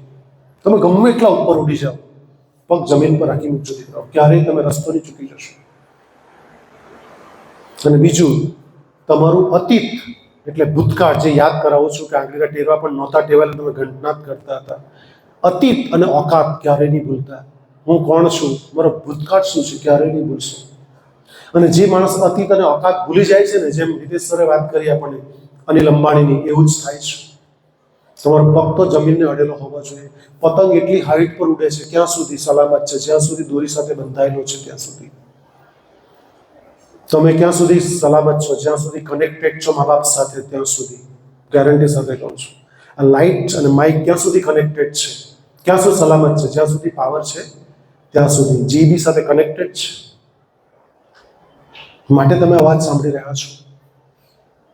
એટલે હંમેશા કનેક્ટ રહેજો, તોડી નહીં કાઢતા. સંસ્કાર આપવાનું. અરે આપણા આંગળીના ટેરવા નહોતા ટેવાયેલા તે દિવસે આપણને 2 રૂપિયા, 5 રૂપિયા, 10 રૂપિયાનો સિક્કો કે નોટ નાખતા દાન પેઢીમાં શીખ્યું છે. મસ્તક નમાવીને મંદિરમાં દાખલ થતા શીખ્યું છે. ગુરુ ભગવંતના આશીર્વાદ લેવડાવ્યા છે. મિત્રો, આપણે લબાર અને ગુંડા ન બન્યા, સજ્જન બન્યા, એને માટે જ મા બાપ જ જવાબદાર છે મિત્રો. એટલે આપ સૌને નમ્ર વિનંતી કરું છું, આવતીકાલે સવારથી તમામ બાળકો જે નથી લાગતા એ લોકો આવતીકાલ સવારથી અચૂક જીવો ત્યાં સુધી, મા બાપ જીવે ત્યાં સુધી પગે લાગશો. અને તમામ આટલી મોટી સંખ્યામાં જ્યારે દીકરીઓ બેઠી હોય ત્યારે તમામ દીકરીને વિનંતી કરું છું કે આવતીકાલે જ્યારે પણ તમે પરણીને સાસરે જાઓ છો ત્યારે તમારા સાસુ સસરા જે તમારા સાચા જીવનના મા બાપ છે એને પણ પગે લાગશો.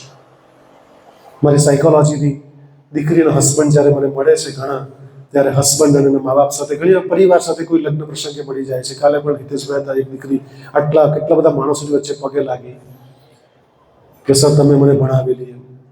આ અમારી બોડી છે, એસેટ છે. આખું પરિવાર જ્યારે આવા કોઈ ફંક્શનો મળવાનું થાય છે ને ત્યારે સાસુ સસરા મને કહેતા સાંભળ્યા, સાહેબ ધન્ય થજો સર, તમારું ભલું થજો કે તમે જે વહુ નથી આપી, મને દીકરી આપી દીધી.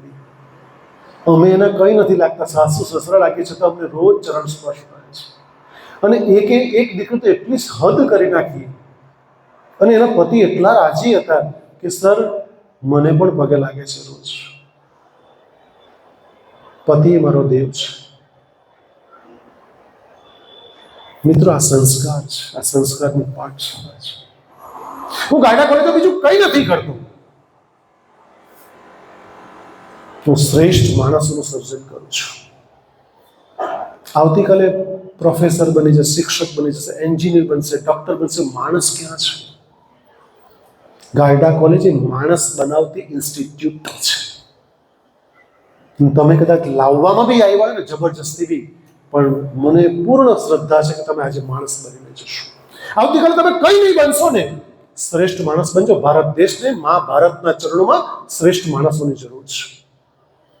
સીવી રામનનું ઉદાહરણ તમને વચ્ચે આપી દઉં કે સીવી રામને કેટલાક વૈજ્ઞાનિકોને ઇન્ટરવ્યુ લેવાના હતા, એટલે લેવાઈ ગયા, અને એક છોકરો બેસી રહ્યો તમારી જેવો યંગ હતો તે. તો સીવી રામન ઓફિસ કામ પતી ગયેલું, ઓફિસની બહાર નીકળતા, ભાઈ તું કેમ બેઠો છે? ત્યારે પેલા દીકરાએ વિનમ્ર તમારો હાથ જોડી નમસ્કાર કરીને કે સર, એકચ્યુઅલી ખબર તમે અમે કેબીસીમાં જાઓ તો તમને આવા જવાનું ફેર ને ફ્લાઇટનું ભાડું ને એ લોકો આપે છે, એ લોકો બધું બુકિંગ કરાવતા હોય છે. એ જ રીતે કે એ જે ઇન્ટરવ્યુમાં આવેલા ને, એ ઇન્ટરવ્યુની અંદર એ લોકોને ફેર આપેલું. તો પેલા છોકરા એમ કીધું કે સર, તમે જે મને ફેર આપેલું ને, એ ફેર જવાને આવવાનું થઈને બસમાં આવે ને તો વધ્યું, એટલે એ 500 રૂપિયા તમને વધતા છે તે 598 કે 494 રૂપિયા તમને આપવા માટે બેઠો છું. સીવી રામન હસતા હસતાને પોતાની ઓફિસમાં લઈ જાય છે અને કહે છે કે બસ આજે હું તને સિલેક્ટ કરું છું ને આ તને ઓર્ડર આપું છું. પેલા કહ્યું સર, મારી કોઈ એટલી આવડત નથી. કે આવડત તો હું શીખવાડી દઈશ, પણ આ સંસ્કાર કોઈ જગ્યાથી શીખવાડી શકું. મિત્રો, આ સંસ્કારનું જતન ગાયડા કોલેજ તમારી અંદર કરે છે. એટલે દીકરીઓ જ્યારે સાસરે જાઓ ત્યારે બહુ વિનમ્રતાપૂર્વક વિનંતી કરું છું દીકરીઓ કે હંમેશા સાસુ સસરાને પગે લાગજો. અને એક કામ કરજો, સાસરે ગયા પછી જે દાડે જાઓ ને કારમાં બેસીને, ત્યારે મમ્મીને કહેજો કે મમ્મી હવે તું ફોન નહીં કરતી. 90% ઘર બરબાદ કરવાનું કામ આપણી મમ્મી કરે છે. રોજ ફોન કરો કે હું ખાધું, હું કરતા છે, એને સેટ તો થવા દે ભાઈ. ઉઠ બેને ફોન, ઉઠ બેને ફોન, ઉઠ બેને ફોન. એને સાસરામાં દીકરીને સેટ થવા દેતી જ નથી મમ્મી, અને જે ઘર બરબાદ થઈ જાય સાંભળતી જ નહીં. કે હા, અને તમે હમણે બધા પ્રમાણિકપણે હા જ કહેશો કે તમારી મમ્મી હમણે મોટા ભાગની બધા જ હા કહેશે, આમાં કોઈ ના મને નહીં પાડી શકે, કારણ કે મનોવિજ્ઞાનનો અધ્યાપક છું. મિત્રો, તમારા મનમાં શું ચાલે મને બધી જ ખબર પડે. તમારા મનના વિચારો, વાઇબ્રેશન પણ મને ખ્યાલ આવે છે હાલના તબક્કે પણ. આઈ ફીલ, અનુભવ કરી રહ્યો છું કે તમારા બધાની મમ્મી એમ કે હવે મોટી થઈ ગઈ કે બધું શીખી જાય, કે તારી માં નથી, હાવું છે. આવા નેગેટિવ વાક્યો બોલીને આપણને સાસુ એટલે જાણે કે બહુ મોટું પ્રાણી ના હોય એવું એન્વાયરમેન્ટ ઊભું કરે છે. અને પછી રોજ ફોન કરે. એટલે તમે જ્યારે કારમાં બેસો ને, તમારી વિદાય થાય ને, પપ્પા મમ્મી રડતા હોય ને, તો મમ્મી હાથે ભેટીને બરાબર રડીને છેલ્લે કાનમાં કહી દેજો કે મમ્મી હવે તું ફોન નહીં કરતી, હું તને ફોન કરા. મને તારી યાદ આવશે, તને પણ મારી યાદ આવશે, પણ હું તને ફોન કરીશ, તું હવે ફોન નહીં કરતી, હું કરીશ. મિત્રો, અમેરિકાની વાત તમને સત્ય ઘટના કરું. મૂળ ભારતના, પણ છોકરાઓ અમેરિકામાં જ જન્મ્યા, અમેરિકામાં જ મોટા થયા. તો એ લોકોનું એન્ગેજમેન્ટ થયું છોકરા છોકરીનું. તો પેલી છોકરી રોજ ઘરે આવે, નજીકમાં ઘર હશે, 1-2 કલાકની મુસાફરી, રોજ ઘરે આવે. એટલે પેલા વેવાઈએ ને પેલી સાસુએ એટલે પૂછ્યું કે બેટા તું રોજ ઘરે, સારી વાત છે તું આવે, એનો કોઈ વાંધો નથી, પણ મને કે સમજાયું નહીં એમ. સાંભળજો દીકરીનો જવાબ. પેલી દીકરી એમ કીધું કે મમ્મી એકચ્યુઅલી રોજ ઘરે એટલા માટે આવું છું કે જેની સાથે તમારા પુત્ર સાથે એન્ગેજમેન્ટ થયા છે, દીકરા સાથે, એ 23-24 વર્ષનો છે. તો એ તમારી જોડે કેવો વર્તન, વ્યવહાર, વાણી અને વિચાર કરે છે એ હું માત્ર જોવા આવું છું. 23 વર્ષથી તમારી સાથે રહીને જો વિચાર, વાણી, વર્તન બરાબર ના કરતો હોય તો આવતીકાલે હું તો નવી છું એના માટે, તો મારી સાથે કેવું કરશે એ માત્ર ઓબ્ઝર્વેશન કરવા માટે આવું છું. મિત્રો, ત્યાર પછી રોજ પેલી સાસુમાં જે બનવાની હતી એ ઘરે ફોન કરે. ઘણીવાર ફોન રિસીવ પેલા વેવાઈ કરે. એટલે વેવાઈ એકદમ હસતા એમ કીધું કે વેવાણ બૈરાથી રોજ ફોન કરો છો? એટલે વેવાણે હસતા વેવાઈને એવું કીધું કે એકચ્યુઅલી એમાં છે એવું કે તમારી દીકરીના મોઢે હું માં શબ્દ સાંભળવા માટે ફોન કરું છું. મિત્રો, કેટલાક લોકોનો ટોન મમ્મી કહે ને સાસુ જેવો જ હોય, અને કેટલીક સાસુનો ટોન દીકરી કહીને પણ વહુ જેવો જ હોય છે. ટોનમાં બહુ ફરક હોય છે. It's art of communication. હું વારંવાર આ મંચ ઉપરથી કહું છું, આ કળા છે. એટલે તમામને વિનંતી કરું છું કે તમે મમ્મીને કહેજો ને એક કામ એવું કરજો. જો તમે લગ્નમાં મને કે હિતેશભાઈને બોલાવો કે ઈશ્વરભાઈને કે અમારા જે મિત્રોને બોલાવજો. આ તો તમે બોલાવવાના નથી જ, અમને ખાતરી છે. અને બોલાવો તો અમે જો ભૂલે ચૂકે આવી જ જઈશું, અને જો કદાચ નહીં આવીએ તો તમે એક કામ અમારા વતી કરજો કે 100 રૂપિયા કિલો સાકર આવે, નાની ચોરસ ટુકડા જે પ્રસાદ તરીકે પડે ને, એ ચોરસ સાકરના ટુકડા 10 કિલો તમારી કારમાં ડિક્કીમાં રાખી જજો. જ્યારે લગ્ન કરીને અલ્લાહ સાથે બેસો ને, હા, BMW જાઓ ને, તે વખતે પેલી 10 કિલો પેલી ચોરસ ટુકડા સાકર એ નાખી જજો. અને રોજ સવારે ઉઠો એટલે જીભ નીચે એક સાકર નાનો ટુકડો મૂકી દેવાનો. બોલો એટલું મીઠું બોલો. નહીં તો લોકોને કહેતા મેં એવું બી સાંભળ્યા છે, સાચું કહે એટલે કડવું જ હોય ને. અલ્લાહ ભાઈ, સાચું કોઈ તારી કહેવાની રીત બહુ ખરાબ છે. સાચું વળી કોઈ દિવસ કડવું હોતું હશે? હું તમને એક સત્ય ઘટના કહું છું. સુરતની વાત કરું કે આચાર્ય વિજયરત્ન સુંદર સુરેશ્વરજી મહારાજ જ્યારે સુરતમાં ચતુર્માસ ગાળતા હતા, ત્યારે ખબર નહીં એક પરિવાર આવ્યો, સાસુ, સસરા, વહુ અને છોકરો, 4 જણા આવ્યા. તો બધા બોલવામાં ઉતાવળ બહુ કરતા હતા. મુનિવર મારે કેવું છે, મુનિવર મારે કેવું છે, મુનિવર મારે કેવું છે. એટલે આચાર્યવરે કહ્યું કે ભાઈ તમે એક જણ કહો, શું કહેવું છે? એટલે પહેલા વહુએ કીધું કે પહેલા હું કહીશ. તો કે શું?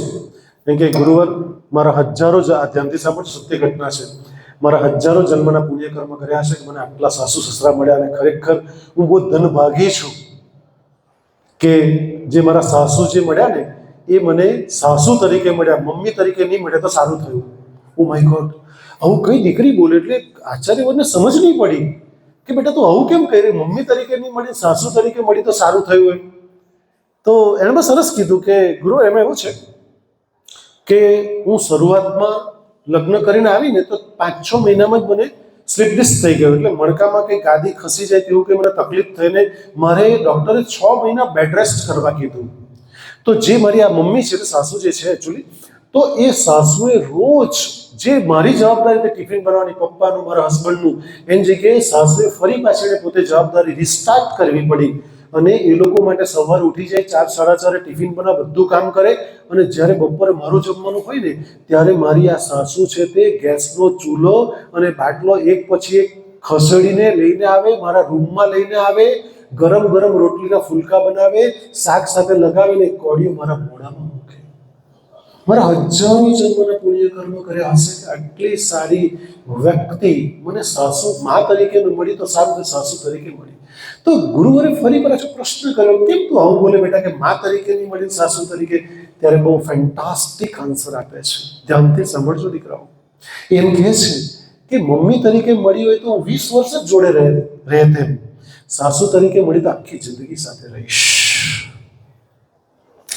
મિત્રો, સાસુ બોલવામાં બહુ ઉતાવળા હતા કે તમારે શું કહેવું છે? ત્યારે સાસુનો વારો હતો હવે. એટલે સાસુએ કહ્યું, ગુરુવર, મારા હજારો જન્મના પુણ્યકર્મ કર્યા હશે કે મને આટલી સરસ વહુ દીકરી તરીકે પ્રાપ્ત થઈ છે. તો ગુરુવરે પૂછ્યું કેમ? તો ગુરુ એ જે ગણાવતી છે કે ગેસનો ચૂલો બાટલો બધું લઈને જાઉં ને એની સારું ફુલકા રોટલી ખવડાવું છું, એમાં કંઈ ઉપકાર નથી કરતી. કેમ?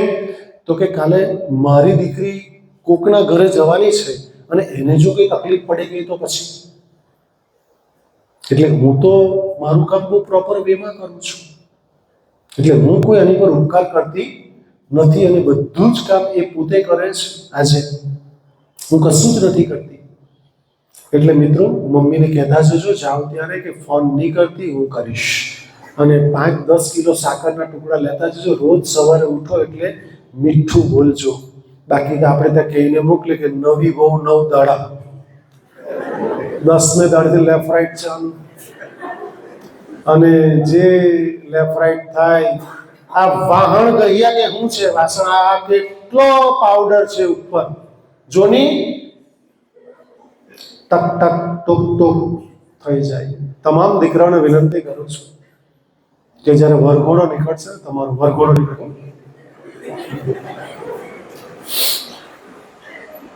વરને ઘોડો કેમ કહેવાય?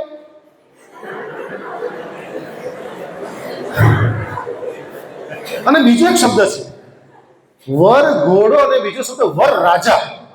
વાવ! ખબર? આ છોકરા લોકો આ બાજુ તમારે નહીં સાંભળવાનું.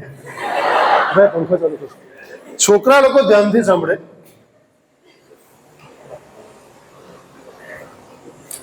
વર રાજા એટલા માટે કહે કે આજ પછી this a king, you know, like a king.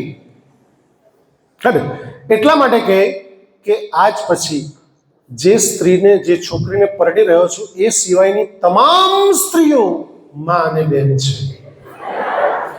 એટલે આટલો જે માણસ ભોગ આપતો હોય તે તો કિંગ જ કહેવાય, રાજા જ કરી શકે, બીજા કોઈ તાકાત નહીં બને. વર રાજા છે. તમે જો વર ઘોડો નીકળે છે ત્યારે બેન્ડ વાજાવાળા આગળ હોય છે. આ દ્રશ્ય જોઈ લેજો, તમારા મગજમાં આવી ગયું. એનું પછી પાછળ કેટલાક વૃદ્ધ લોકો, સજ્જન લોકો ચાલતા હોય છે. એની પાછળ કેટલીક મહિલાઓ, કેટલાક પુરુષો ડાન્સ કરતા હોય છે, અને એની પાછળ બગી હોય છે. આ દ્રશ્ય તમે જોયું છે? ઓકે, બહુ નજીકથી તમે જોયું છે. આપણે કોલેજ પરથી બી ઘણા પસાર થાય તો આપણને ઘણીવાર નાચવાનું મન બી થઈ જાય. એટલે પરીક્ષા વખતે ખાસ વરઘોડા જતા ત્યારે મારા બાળકોને પરીક્ષા પેપર લખતા લખતા પગમાં ધુજારી આવે. તો એ જે ગીત વાગે છે, બેન્ડ વાજાવાળા આગળ કેમ હોય છે એનું રહસ્ય ખબર છે? હું તમને કહી દઉં આજે, કારણ કે થોડા વખતમાં તમારા બેન્ડ વાજા વાગવાના છે. એટલે હમણાં જ કહી દઉં, એનું રહસ્ય છે. બેન્ડ વાજા આગળ છે. જ્યારે માણસ મૃત્યુ પામે ત્યારે બધા લોકો પાછળ હોય છે. એક પેલો હાંડીવાળો છોકરો જે હોય તે આગળ, 4 જણા ખંધિયા લોકો લાશ લઈને આગળ ચાલતા હોય છે, બધા પાછળ હોય છે. આ બે વસ્તુનો રાસ છે દીકરાઓ. એક રાસ તો એ છે કે બેન્ડ વાજાવાળા, બેન્ડ વાજા, હવે તો ડીજે આવી ગયા, પણ જે ખરેખર પેલા ગાયક કલાકાર જે ગાયક ગાતા હોય ને એ લોકો તમે જો અલગ અલગ પ્રકારના સુર તાલ વગાડે છે. તમે જો મોહમ્મદ રફી જોયું હોય, લતા મંગેશકર જોયું, તો એક વ્યક્તિ ગાતી હોય 150 માણસો વાજિંત્રો અલગ અલગ પ્રકારના વગાડ. તમે જોયું હોય તો લાઈવ શોની અંદર 150-200 માણસોને એક માણસ ઇશારો કરતો હોય, આમ એક હાથમાં આટલી લાકડી હોય અને ઇશારો કરતો આમ એ સિગ્નલ્સ આપે છે કે હવે તારે આ વાજિંત્ર, આ વાજિંત્ર, આ વાજિંત્ર, આ વાજિંત્ર, આ વાજિંત્ર આ તો વગાડવાનું છે. મિત્રો, બેન્ડ વાજાવાળા તમારા વરઘોડામાં આગળ એટલા માટે હોય છે કે અલગ અલગ પ્રકારના સૂર અને તાલ નીકળશે, અને પછી બધાનું મિલન થશે ત્યારે શ્રેષ્ઠ સંગીત નિપજશે. રાઈટ? આવું જ થાય છે. બધા સુર તાલમાં વગાડે તો શ્રેષ્ઠ સંગીત નીકળે અને આપણને ગાવાનું, નાચવાનું મન થાય છે. એ દરેક છોકરાઓને કહું છું, તમારા માટે તમારે નાચવા નથી લાગી જવાનું. કેટલાક તો વરરાજા નાચવા માંડી જાય. એટલે તારામાં લોકો નાચતા છે, તારું તો આજે નચાઈ ગયું. તમે લોકો હવે પછી નાચવાનું ઉતરી જતા કે આ તમને કહી દઉં. રાઈટ? એટલા માટે કહું છું કે તમારે એ અન્ડરસ્ટેન્ડ કરવાનું છે. શામાંથી? પેલા બેન્ડ વાજાવાળામાંથી અન્ડરસ્ટેન્ડ કરવાનું છે કે તમે જેવા લગ્ન કરીને સાસરે લઈને જાઓ છો, દીકરીને તમારા ઘરે લઈને જાઓ છો, એટલે તમારા ઘરની અંદર એક અલગ સુર હશે. પપ્પાનો, મમ્મીનો, ભાઈનો, બહેનનો, સાસુનો, અલગ અલગ પ્રકારના દેરાણી, જેઠાણી, વાવ, નણંદ, એ દરેક સૂરને તમારે મેચ કરવો પડશે.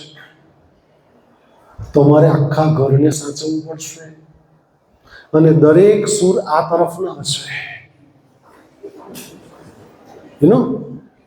છોકરી બાજુના તમે જે પરણીને આવ્યા છો એટલે તે બાજુના સૂર હશે. એટલે તમારે તાલમેલ બરાબર કરવો પડશે. અને તમારી પરિસ્થિતિ લગ્ન કર્યા પછી બહુ જ વિકટ થશે. સૂરી વચ્ચે સોપારી નહીં તમારાથી આ બાજુ બોલાશે,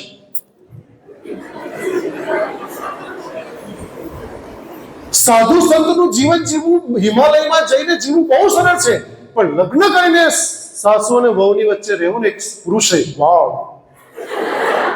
સો ડિફિકલ્ટ. એનું બેલેન્સ જાળવવાનું બહુ અઘરું કામ છે. જસ્ટ લાઈક અ સેન્ડવિચ,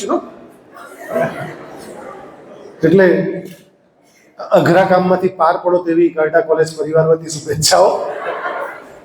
અને મેં જે તમને કહેવું તે બી તમને કહેવા જેવું બધું કહેવું, આ લોકોને બી કહેવું છે. પ્રશ્ન એ થાય છે કે આ બધામાં કમી ક્યાં આવે છે? તો એક જ કમી જે આવે છે સંસ્કારની કમી આવે છે. આપણે પ્રશ્ન એ થાય છે કે સંસ્કાર આવે છે ક્યાંથી? What is the sources of sanskars? Number 1, ધ્યાનથી સમજજો, જોડે લઈને જજો. એક છે પૂર્વજન્મના સંસ્કાર. તમે જે બેઠા છો ને અહીંયા બધા લોકો, મારી સહિત તમામ લોકો પૂર્વજન્મના સંસ્કાર લઈને બેઠા છો. ભલે આપણને યાદ નથી આજે. તમને ખબર કેટલાક બાળકોને યાદ આવી જાય છે કે મારી મા તો, કે એવા કેટલાક પુનર્જન્મના કિસ્સાઓ છે કે હમણાં 6 મહિના પહેલા જ મારી મા તો આ છે, મારું ગામ તો આ છે, મારા પપ્પાનું નામ આ છે, એક આ કામ કરે છે. આવા કેટલાક કિસ્સાઓ ઇન્ડિયામાં, ભારતમાં પણ બન્યા છે. રાઈટ? કેટલાકને યાદ આવી જાય છે, આપણને યાદ નથી. પણ આપણા પૂર્વજન્મના સંસ્કાર લઈને આવ્યા છે. નંબર 1, ઘણા નહીં કહે કે સાથે કશું લાવ્યા નથી, સાથે કશું લઈ જવાનું નથી, પણ એ વાત તદ્દન ખોટી છે. લોકો જે બોલે છે તે, મિત્રો, જન્મ સાથે આપણે સંસ્કાર લઈને આવીએ છીએ અને જે કર્મ કરીએ છીએ ને એ કર્મ જોડે લઈને જઈએ છીએ. તમે અને હું સુખી એટલા માટે તમે અને હું બેઠા છે કે તમારી પાછળ, મારી પાછળ કોઈ પ્રાર્થના કરી રહ્યું છે. You know, yes, we are very happy. આપણે ખુશ, આનંદમાં એટલા માટે છે કે તમારી પાછળ, મારી પાછળ કોઈ પ્રેયર કરી રહેલું છે. તમને નહીં ખબર હોય તો કહી દઉં. યસ, એવી વ્યક્તિ તમારા માટે પ્રેયર કરે છે. હું તમને બહુ કોન્ફિડન્સથી કહું છું કે તમારું વાઈફાઈ, તમારું મોબાઈલનું ઓન રાખજો. મારો મેસેજ એવરી ડે સવારે 5:30 વાગે મળી જશે. હું તમારા તમામ માટે એવરી ડે પ્રેયર કરું છું, એવરી ડે. આ નહીં કહેવું જોઈએ, પણ જ્યારે વાત નીકળી છે માટે હું તમારી સાથે શેર કરી દઉં છું. એવરી ડે પ્રેયર કરું છું કે મારી કોલેજના તમામ સ્ટાફ અને તમામ બચ્ચાઓ હંમેશા ઉત્તરોત્તર પ્રગતિ કરે. હે પ્રભુ, તું આશીર્વાદ આપ. અને તમને કદાચ ના ખબર હોય ને, આ અદ્રશ્ય શક્તિની એટલી શક્તિ છે ને, તમારા જીવનના 4 ચાંદ લગાવી દે છે. અને પ્રેક્ટિકલ અનુભવ મને થયેલો છે. તમે જ્યારે બીજા માટે પ્રાર્થના કરો છો ને, તમારા માટે પ્રાર્થના કરવાની રહેતી નથી. પૂર્વજન્મના સંસ્કાર લઈને જન્મ્યા છો. 2, વારસાગત સંસ્કારો છે. માતા પિતા તરફથી આપણને સંસ્કારો પ્રાપ્ત થયા છે. ક્યાંક તકલીફ પડે છે તો જેવા આપણે બહાર નીકળીએ છીએ એટલે વાતાવરણમાંથી સંસ્કાર પ્રાપ્ત થાય છે. આજુબાજુના મિત્રો એટલા કોઈ ખરાબ મળી ગયા, ગમે તેવી ગાળ આપણને શીખવે અને આપણે ઘરમાં જઈને, આપણે ખબર નહીં કે આપણે ગાળ કહેવું નન્ના હતા તે વખતે, અને આપણે ઘરમાં ગાળ બોલી ગયા, પપ્પા એટલા સપાટા મારે આપણને, તે દડે ખબર પડે કે આવું આપણાથી નહીં બોલાય. એને માટે મને એક વાત યાદ આવી ગઈ. પેલો એક અંધ ભિક્ષુક બેઠો હતો 4 રસ્તા પર. ભિક્ષાંદેહી ભિક્ષાંદેહી ભિક્ષા, અંધ હતો, દેખાતું નહીં હતું. તો એક પેલો સૈનિક પસાર થયો રાજ્યનો. એ આંધળા, અહીંથી કોઈ ગયું જોયું તે? હવે એ તો એકચ્યુઅલી આંધળો હતો, એ જોઈ કેવી રીતે શકે? એટલે પેલા અંધ ભિક્ષુક કીધું કે હે સૈનિક, ધ્યાનથી સાંભળજો, અહીંથી કેટલાક ઘોડાઓનો અને માણસોનો અવાજ મેં સાંભળ્યો છે. થોડી વાર પછી રાજ્યનો મંત્રી આવ્યો. એણે કીધું કે હે સુરદાસજી, અહીંથી કોઈને ગયા હોય તેવું સાંભળ્યું છે? હા, પહેલા કેટલાક ઘોડા અને માણસો ગયા અને તમારો સૈનિક ગયો, અને મંત્રીશ્રી હવે આપ જઈ રહ્યા છો. ત્રીજો રાજા આવે છે. રાજા કહે છે, હે પ્રજ્ઞાચક્ષુ પુરુષ, હે મહાત્મા, અહીંથી કોઈ ગયા હોય તેવું તમે સાંભળ્યું છે? તો કે હા, થોડા વખત પહેલા કેટલાક ઘોડા અને માણસોનો અવાજ હતો, પછી તમારો સિપાઈ ગયો અને હવે તમારો મંત્રી ગયો, હવે પ્રભુ આપ જઈ રહ્યા છો. એ લોકો 3 જણ ભેગા થયા અને કહ્યું કે આ પેલા અંધ ભિક્ષુકને ખબર કેવી રીતે પડી કે આ સૈનિક છે, આ મંત્રી છે અને રાજા છે? ધ્યાનથી સાંભળજો. તો પેલા 3 જણ ભેગા થઈને પાછા પેલા પ્રજ્ઞાચક્ષુ પુરુષ પાસે આવે છે, અંધ ભિક્ષુક પાસે આવે છે, પૂછે છે કે તમને કેવી રીતે ખબર પડી કે આ સૈનિક છે, આ મંત્રી છે અને આ રાજન છે? તો કેવું કે રાજન, મેં એવું કશું કંઈ બહુ મોટી વાત નથી કરી, પરંતુ મને એ રીતે ખબર પડી કે પેલા માણસ જે બોલે ને એના પરથી મને ખબર પડી કે પેલા આંધળા એમ કીધું એટલે સૈનિક જ હશે. મને સુરદાસજી કીધું એટલે વિનમ્રતાપૂર્વક જણાય એના અવાજમાં, એટલે મને લાગ્યું મંત્રી જ હોવો જોઈએ. અને આપે જે પ્રજ્ઞાચક્ષુ પુરુષ કીધું, મહાત્મા કીધું, એટલે મને ખબર કે રાજન જ આ બોલી શકે, બીજા કોઈ તાકાત નથી. મિત્રો, તમે જે બોલો છો ને એના પરથી પરખાવો છો કે તમારા મા બાપ કોણ છે, તમે કયા સમાજમાંથી આવો છો, કઈ સંસ્કૃતિમાંથી આવો છો. તમામને નમ્ર વિનંતી કરું છું, આ ક્ષણ પછી તમારા મોઢામાંથી એક પણ અપશબ્દ હવે પછી નીકળવો નહીં જોઈએ.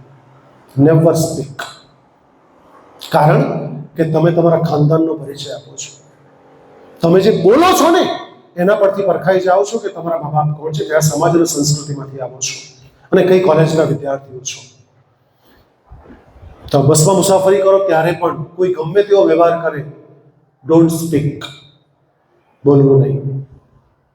ભગવાનનું નામ સ્મરણ કરવું, મંત્રોચ્ચાર કરવો, કોઈ સાથે કોમ્યુનિકેટ નહીં. કોઈ તમને ગમે તેવા તમને શબ્દ કહી જાય, તમને ગાળો દઈ જાય, લિટરલ તમારા મોઢા પર નામ સાથે ગાળો દઈ જાય, પ્રત્યુત્તર ક્યારે પણ નહીં આપશો.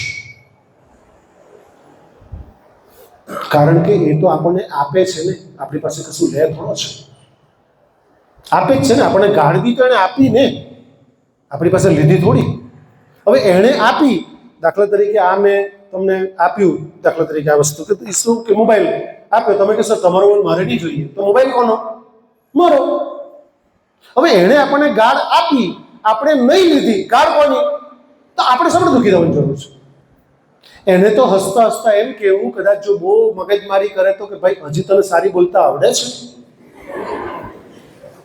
આપણા ચહેરા પર આ જ સ્માઇલ હોવી જોઈએ. એ માણસ તમારા પગમાં પડી જશે. યસ. પણ આ બોલવું, સાંભળવું આઈસ્ક્રીમની જેમ સડક દઈને ઉતરી જાય છે, પણ આચરણ કરવું ને થોડું ડિફિકલ્ટ છે. પણ કરજો, મને શ્રદ્ધા છે કે આપ કરશો, દુઃખી નહીં થતા. અને જીવનનો સર્વશ્રેષ્ઠ જીવન જીવવાનો ઉત્તમમાં ઉત્તમ મંત્ર છે. કારણ કે તમે જ્યારે સામાજિક જીવન જીવવા જશો ને ત્યારે લોકો ગમે તેમ બોલશે. અને ભારત દેશમાં એક અધિકાર આપ્યો છે બંધારણની અંદર, વાણી સ્વતંત્રતાનો. એલ ફેલ બોલે, લોકો ગમે તેમ બોલશે. મને એક છોકરીઓ કેટલીક આવી ફરિયાદ કરી, જે લોકો બસમાં મુસાફરી કરે એ લોકો એ કે સર એક કંડક્ટર ગાયત્રી કરીને છે કે ગમે તેમ એમ કે અમને ગાળ દે, ગમે તેમ બોલે. એક છોકરી કંડક્ટર હે કે બસની કંડક્ટર, બિલ્લીમોરાની, નવસારી બિલ્લીમોરા રૂટ ઉપર. એટલે લોકોએ કમ્પ્લેન કરી અને મને પ્રશ્ન ક્લાસમાં એવું પૂછે કે સર એટલે ગમે તેમ ગાળ બોલે. અરે મકુ બેન, એ તો બોલે જ, એની દુકાનમાં એ માલ છે તો એ જ વેચાશે. જેની દુકાનમાં જે માલ હોય તે વેચાય. હું ઘણી વાર મોરારી બાપુનું ઉદાહરણ આપું છું. મોરારી બાપુની કથા નવસારીમાંથી હું સદભાગી છું કે મને એન્કરિંગ તરીકેનો લાભ મળ્યો, પરંતુ દાંડીમાં કથા હતી. તો દાંડીમાં એક માણસ મોરારી બાપુને ખરેખર સત્ય ઘટના છે, એલ ફેલ બોલતો હતો, ગાળો બોલતો હતો, બાપુને ગમે તેમ ગાળો બોલતો હતો. તો પેલા માણસો પકડીને મોરારી બાપુ પાસે લાગે, બાપુ તમને ગમે તેમ ગાળો બોલે છે. એટલે બાપુ કહે છોડી દો, ગાળ નથી બોલતો, પોતાનો પરિચય આપે છે. એ ગાળ જ ક્યાં બોલે છે? તમામને નમ્ર વિનંતી કરું છું દીકરાઓ દીકરીઓને કે ક્યારે પણ તમારા મોઢામાંથી આ ક્ષણ પછી અપશબ્દ ક્યારે નહીં હોવો જોઈએ. Never speak. કારણ કે તમે તમારો પરિચય નથી આપતા, તમારા મા બાપનો પરિચય આપો છો. અને શા માટે એવું કર્તવ્ય કર્મ કરું છું કે મા બાપે લજ્જિત થવું પડે. અને ગાયડા કોલેજમાં માત્ર ને માત્ર તમે ભણવા માટે આવો છો, ધ્યાન રાખજો. તમારો પર્પઝ મા સરસ્વતીના મંદિરમાં ભણવા માટે આવો છો. બાકીનું કામ પપ્પા મમ્મી ટેન્શનમાં છે જ. બાકીનું કામ પપ્પા મમ્મી પતાવી આપશે તમને, હે કે? તમે અહીં ઉતાવળ નહીં કરતા. કેટલાક લોકો લીલામાં ફસાઈ જાય, તમને ખબર નહીં હશે, તમે જોયા બી હશે. તમે સ્કૂલમાં એફવાયમાં, એસવાયમાં, ટીવાયમાં તો તમારા મિત્રો કેટલા બીજા લીલા ફસાઈ ગયા. અને લીલા ખબર, રામલીલા ચાલતી આપણે ત્યાં, ખબર રામલીલા આવતી, ખબર કે? હવે તમે જુઓ, કૃષ્ણ ને સુદામા મળ્યા ને બહુ વર્ષે. સુદામાની પત્ની બહુ જીદ કરી કે તમે દ્વારકાધીશ ધ્યાનથી સાંભળજો. આ વાત તમને એટલા માટે ગિફ્ટ કરું છું, તમે મને કંઈ નથી આપતા, હું તમને આપું છું. એકચ્યુઅલ તમારે આપવાનું થાય.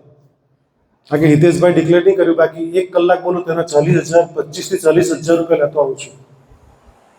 હું એમ જ નથી બોલતો, રાઈટ? એટલે તમારે તો એ ચાર્જ હું લેતો જ નથી ગાયડા કોલેજના છો માટે. એટલે હમણાં આચાર્યની ભૂમિકામાં નથી, બરાબર ને? એક વક્તાની ભૂમિકામાં અહીંયા છું, ભલે મારી જ કોલેજ છે. પણ આ વાત તમને ગિફ્ટ કરીને જાઉં છું, પાલન કરજો.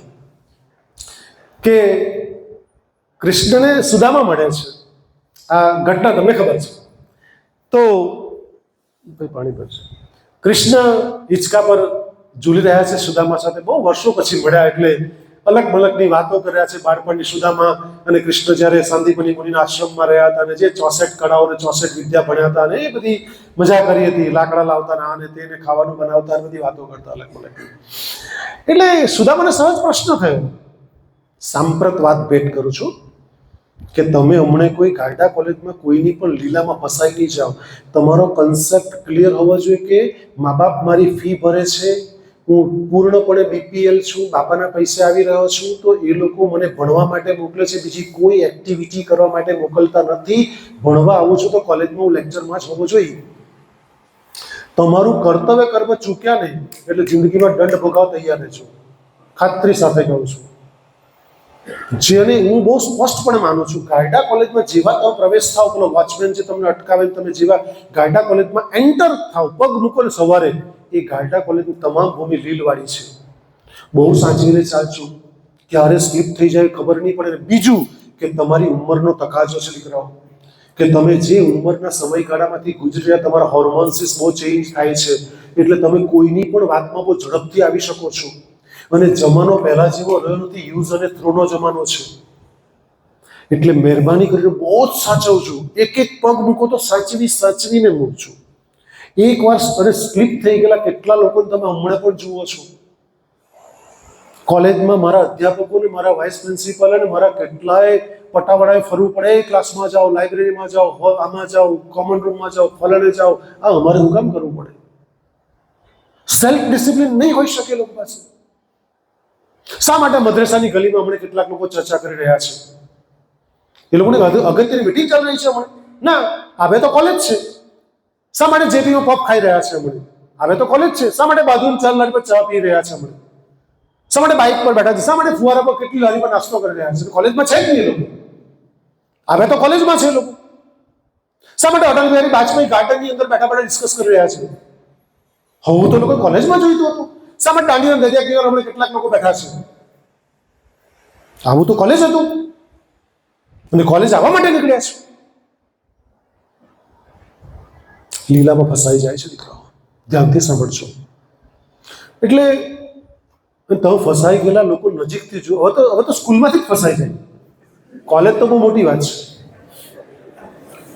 કપડાં પહેરીને આવે સ્કૂલના અને એકાદ કોઈ શોપિંગ સેન્ટર જ એમ જ પડલું હોય તેમાં જઈને બદલી કાઢ, પછી 1 2 4 રાઈટ. એટલે તમે આ બધું નજીકથી જોયેલું છે. હું એવું માનું છું કે તમારું જો આ યુવાવસ્થા સચવાઈ ગઈ ને તો તમારી વૃદ્ધાવસ્થા સચવાઈ જશે. અને એ જ પાઠ ભણવા તમારા માટે હું ભેગો થયો છું આજે. કે કૃષ્ણે સુદામાએ પૂછી કાઢ્યું, કૃષ્ણ, રામલીલા તો મેં સાંભળી જોઈ, પણ તારી કોઈ લીલા મેં નહીં સાંભળી. તું પૂર્ણ પુરુષોત્તમ છે યાર, તું કઈ લીલા મને બતાવ. એટલે કૃષ્ણ કે ભાઈ એમાં શું લીલા? મારી થોડી કોઈ લીલા હોય, કૃષ્ણ થોડી લીલા હોય, રામની લીલા હોય. કૃષ્ણ લીલા નહીં હોઈ શકે.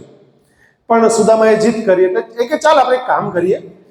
રૂકમણીને આદેશ કર્યો કે તમે રોટલા બનાવો, ઓળો બનાવો, બાજરીનો રોટલાનો ઓળો ખાઈએ આજે, કારણ કે દ્વારકામાં છે, દ્વારકાધીશ છે.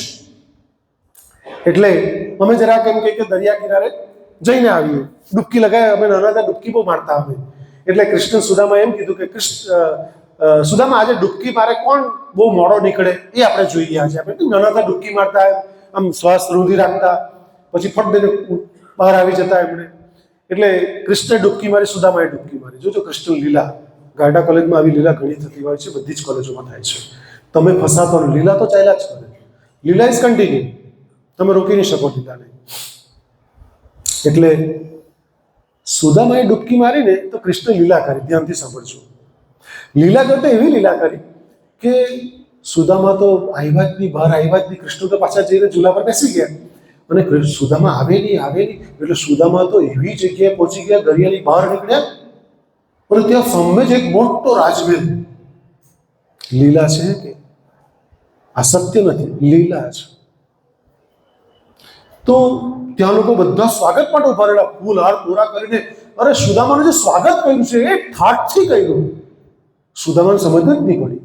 ઘણી વાર લીલામાં ફસાઈ જાય ને એટલે બધું એને ગ્રીન જ દેખાય. એને સૂકું સૂકું દેખાય કે બધું લીલું લીલું દેખાયા કરે, એમ બધો આનંદ જ આનંદ એમ. એટલે પેલા સુદામાને સમજ જ નહીં પડી કે એનું સ્વાગત કર્યું, હાથ પૂરા કરીને તમે રાજા છો એમ કે. એટલે સુદામાએ પૂછ્યું કઈ રીતે? એમ કે અમરતા આગળના રાજા નક્કી કરી ગયેલા કે જે દરિયામાંથી હવે નીકળશે પહેલો એ રાજ્યનો રાજા બનશે. એટલે તમે તો અમારા રાજાને સ્વાગત કર્યું, ભારી રાજઠાટ કર્યું, કેટલી બધી રાણીઓ મહારાણીઓ ને મજા આવી ગઈ સુદામાને રાજ કરવાની, અને આખો રાજ્યનો કારભાર એની પાસે. બોલો, આવી તો વર્ષો નીકળી ગયા.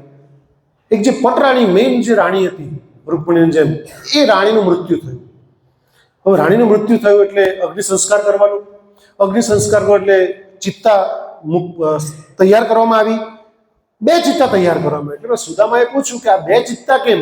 તો કે અમરતા રાજ્યનો એક બીજો નિયમ છે ખબર, પેલા સતી થતી સ્ત્રીઓ, અમરતા સતો કરીએ. શું કરીએ? સતો કરીએ. એટલે જો રાણી મરી જાય તો રાજાને બી જીવતો સંકાવી દેવાનો. એટલે આ બીજી તૈયાર થતી છે ને, એ તમારા માટે તૈયાર થતી છે. એટલે સુદામાને તો હારા જબરજસ્તી સુવડાવવામાં આવ્યા ઉપર. દરિયા કિનારે છે કે જે દરિયામાંથી બહાર આવેલા તંજ. સુદામાએ વિચાર્યું કે આ તો ફસાયા, હવે કરવું હું? એટલે સુદામાએ વિચાર એને એક વિચાર આવ્યો કે એટલો જોરમાં ઠેકડો મારી દઉં, દરિયાની ડૂબકી મારી દઉં કે પેલે પાર નીકળી જાઉં. પછી વિચાર કરો, હારા મરી ગયો હતો. પછી એને વિચાર આવ્યો કે મરી જવા તો આમાં મરવા કરતા આખા શરીરે એવો માય ગોડ કેટલું સળગશે, કેટલું મને બંધ થશે ને, કેટલું બળશે મારું શરીર, તો કેવી રીતે એ રીતે તો નહીં મરવું, એને કે ડૂબકી મારી મરી જવું સારું. એટલે એણે તો પેલા જેવા ચિત્તા સળગાવવાની તૈયારી કરી. એટલે તો સુદામાએ જે ઉછળીને જે ડૂબકી મારી દરિયામાં, સીધા સામે પાર. કૃષ્ણ રાહ જોતા હતા. સુદામા બહુ વાર લાગી. એટલે સુદામા પાછળ જુએ. એને પાછળ ખબર કે પાછળ પેલા આવ્યા તો નથી ને, જુએ પકડવા આ લીલા છે કે હા આવ્યા તો નથી. એટલે કૃષ્ણ પૂછે કે સુદામા શું થયું, આટલી બધી વાર કેમ લાગી? યાર પ્રાર્થના કઈ નહીં, પાછળ જુએ. પણ તું પાછળ નહીં કઈ નહીં એમ કે, પણ તું આટલી લાંબી ડૂબકી મારી એમ કે. રોટલા તૈયાર થઈ ગયા, ઓળો તૈયાર થઈ ગયો, ગોળ તૈયાર છે, છાશ તૈયાર છે, રૂકમણી કેટલી 2 બૂમ પાડી ગઈ, ચાલો તૈયાર, જમવાનું તૈયાર છે. એ જતો જાય, પાછળ જોતો જાય, પણ કે છે શું? એને શંકા કે પેલા આવ્યો પકડી લઈ જાય પાછળ. એટલે આખરે જમવા બેસે ત્યારે કૃષ્ણ પૂછે છે કે સુદામા શું હતું? એટલે સુદામા વાત કરે છે ત્યારે કહે છે કૃષ્ણ કે આ તું જે લીલા કહેતો હતો ને, એ લીલા તને બતાવી. એટલે લીલા હોય છે, વાસ્તવિકતા હોતી નથી. તમામ દીકરીઓને તમામ દીકરાને વિનંતી કરું છું, કોઈ એવી વાતમાં નહીં ફસાતા કે મારે તો BF જોઈએ જ, મારે GF જોઈએ જ. આવું કશું હતું નથી, માત્ર ભ્રમ છે. આ લિટરલી ભ્રમ છે, રાઈટ?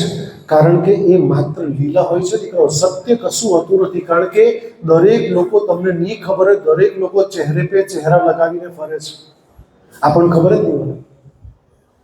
બહુ સિમ્પલ. તમે શાનું મુખડું પહેર્યું છે હમણાં? શાનો ચહેરે પે ચહેરો લગાવ? એક વિદ્યાર્થી. મેં શાનો? એક અધ્યાપક. તમે સાચા માણસને ઓળખી જ નહીં શકો. નહીં તો મેં કેટલાય લોકોને એવા જેવા છે, કોલેજમાંથી દીકરીઓ અને કેટલાક દીકરાઓ બી ફસાઈ જાય છે. તો ફસાઈ ગયા પછી જ્યારે જાય છે ને, મેં એક દીકરી નજીકથી જોઈ છે, એટલા માટે તમને પ્રેક્ટિકલ સત્ય ઉદાહરણ આપું. નામને એવું અવિવેક થાય માટે ગોપનીય રાખીશ. પરંતુ એ દીકરીએ કંઈ પ્રેમ થઈ ગયો છોકરા જોડે કોલેજમાં અને લગ્ન કર્યા પછી એને નહીં ખબર. તો જે છોકરો, તમે જો ઘણા બધા છોકરાઓ સ્કૂલની બહાર ઊભા રહેતા, આમ પટ્ટો નવો હોય, સ્પેક ચશ્મા બસમાં એકદમ નવા હોય, બુસ્કોટ એકદમ નવો હોય, પેન્ટ બૂટ બહુ મસ્ત હોય, બાઇક હા ભૂમ વાળું પેલું, હા ધૂમ વાળું, ઓકે. તો આવું કંઈક હશે તો ફસાઈ ગઈ છોકરી. હવે જ્યારે પ્રેક્ટિકલી ઘરે ગઈ ને, લગ્ન કરીને, લગ્ન બી તદ્દન સાદા કર્યા. 5 માણસ જ, 10 જ માણસ હતા. અને એને મને કે સાદા કરવાના, એટલે સાદા કર્યા. હવે મા બાપની સંમતિથી છોકરી સાથે લગ્ન કરાય, એ છોકરા સાથે લગ્ન કરાવવા મા બાપ અગેન્સ્ટમાં હતા. પણ છોકરી જતી રહી ભાગીને. પરિસ્થિતિ એ આવી ગઈ કે છોકરી જ્યારે સાસરે ગઈ ને, તો એક જ રૂમ ચાલીમાં, સવારે સંડાસ જવા માટે ડબલું લેવાનું, ડબલું લઈને એક જ બાથરૂમ 10 ખોલીની વચ્ચે ત્યાં લઈને લાઈનમાં ઊભા રહેવાનું. એટલું જ નહીં, નહાવાની કોઈ વ્યવસ્થા નહીં. નગરપાલિકાનો નળ આવે તેની નીચે ટબ મૂકવાનું, એ પાણી ડોલમાં ભરાયેલું લાવવાનું અને અંદર ચોકડી ખાલી એમાં નહાવાનું, સાડી ઉપર નાખીને. કોઈ પ્રાઇવસી નહીં મળે. રોજ 10 રૂપિયાનું તેલ લાવવાનું, 10 રૂપિયાનો લોટ લેવાનો, સડેલા ટામેટા લાવવાના, જે બધા વેચાઈ ગયા પછી જે બાકી રહેલા હોય તે સસ્તા ભાવના. અને આ પ્રકારની એનું જીવન કેવી રીતે જીવી શકશો તમે? એટલા લીલા છે. તમે જે જુઓ છો ને દીકરાઓ, સત્ય નથી. એટલે હંમેશા તમે જેવું તમારું કર્તવ્ય કર્મ ચૂકશો ને, તમારા મા બાપ તમને ભણવા માટે મોકલે છે, સત્ય બાબત છે કે મારી ખોટી વાત છે? સત્ય બાબત છે. તો આપણું ધ્યાન માત્ર ને માત્ર કરિયર બનાવવામાં જ હોવું જોઈએ. જો તમે ચૂકી ગયા તો અટવાઈ જશો. અને મારું કામ માત્ર તમને ચેતવવાનું છે. હું કોઈને સુધારવા કે કોઈ સૂચના કે કોઈ ઉપદેશ આપવા માટે આવ્યો જ નથી, અને મારું કામ પણ નથી. હું કોઈને સુધારી પણ નહીં શકું. હું જાતે સુધરી શકું, હું કોઈને સુધારી નહીં શકું. હા, હું ચોક્કસ તમને સૂચન કરી શકું, દીકરા આ રેડ સિગ્નલ છે એ તો ઊભા જ રહેવું પડશે. જો તમે આ રસ્તે ગયા તો તકલીફ થવાની સંભાવના 100% રહેલી છે. એટલે તમામ દીકરા દીકરાને વિનંતી કરું છું કે આવી વાતમાં ફસાશો નહીં. એટલે વાતાવરણની વાત કરતા હતા, આપણે ક્યાંથી ક્યાં મુસાફરી કરીએ નહીં. પહેલું કયું વાત કરીએ આપણે? આનુવંશિકતા. અરે પહેલી વાત કરીએ આપણે પૂર્વજન્મનો વારસો, બીજું અનુવંશ દ્વારા, ત્રીજું એન્વાયરમેન્ટ દ્વારા, ચોથું શિક્ષકો દ્વારા. જો મારી જેવા, હિતેશભાઈ જેવા, ઈશ્વરભાઈ જેવા કોઈ આવા શિક્ષકો ભટકાઈ ગયા તમને, તો એ તમને શિક્ષણની સાથે સંસ્કારનું સિંચન કરે છે. સાયકોલોજીના તમામ બાળકો રોજ સવારે મા બાપને પગે લાગે છે, શ્રીમદ ભાગવત ગીતા વાંચે છે, રોજ મેડિટેશન કરે છે, રોજ કન્સન્ટ્રેશન કરે છે, રોજ ગાયત્રી મંત્ર બોલે છે, રોજ હનુમાન ચાલીસા બોલે છે. મચ મોર. આવી તો ટિપ્સ કઈ લોટ ટોપ ચાખા પાના ભરીને છે. એવરીડે પાલન કરે છે. હમણાં નવું લાવે, 1 કલાક રોજ વોકિંગ કરવું. હું કરું, તમારે બી કરવાનું, જો હેલ્ધી રહેવું હોય તો. મારા છોકરા મને મેસેજ મોકલે કે સર 1 કલાક આપણું ચલાવી ગયું. હમણાં છોકરી મેસેજ આવે કે સર 1 કલાક રનિંગ થઈ ગયું મારું. It's a good tips in your life. એટલે તમે જે કર્તવ્ય કરવા માટે ભેગા થયા છો, તો શિક્ષક જો તમને, અને હું બહુ સ્પષ્ટપણે માનું છું કે તમારા કે મારા જીવનમાં કોઈક જ શિક્ષક એવા મળ્યા કે જે આપણા જીવનને ખરેખર યુટર્ન આપ્યો છે. બાકી શિક્ષકોનું ક્યાં નામ આપણને યાદ છે?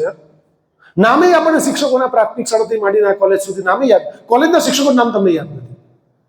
પેલા લાંબા લાંબા ને ઊંચા ઊંચા છે, તો લાંબા લાંબા ને ઊંચા ઊંચા એક જ કહેવાય. તમે નામ પણ નથી પૂછતા કે સર તમારું નામ શું? નામ તો પૂછો. સ્ટાફ રૂમમાં હોતા હોતા કે પેલા સર કે પેલા એટલે કોણ? રાઈટ? શિક્ષક કોઈક જ આપણને મળે છે જે સંસ્કારનું સિંચન કરે છે. એટલે ચોથું થઈ શિક્ષકોને. પાંચમું આત્માના સંસ્કાર છે મિત્રો. એની વાત આજે નહીં કરું. આત્માના 7 સંસ્કારો આત્માસ છે, પણ સમય ઘણો બધો થઈ ગયો છે એટલે એની વાત નહીં કરું આજે. એને અલ્પાઈ રહું. પરંતુ તમારું જે કર્તવ્ય કર્મ છે એના માટે અચૂક જાગતા રહેવું. વાત તો કહેવાની બહુ બધી છે, સાંજ સુધી નહીં પટે એટલી બધી વાતો મારી પાસે છે. કારણ કે જે બોલી રહ્યો છું એ પરમ તત્વ, ચૈતન્ય તત્વ બોલાવી રહ્યો છું. બાકી મારી કોઈ તાકાત આ બધી બોલવા નથી. પણ ટ્રેક નહીં ચૂકશો. જો રેલવે 2 ટ્રેક પર પાટા પર ચાલે તો જ એ ગતિની અને મુસાફરીની મજા આવે, પણ જો કદાચ એ ટ્રેક પરથી નીચે ઉતરી જાય ને, તો કદાચ આપણને મુશ્કેલી પડી શકે છે. રાઈટ?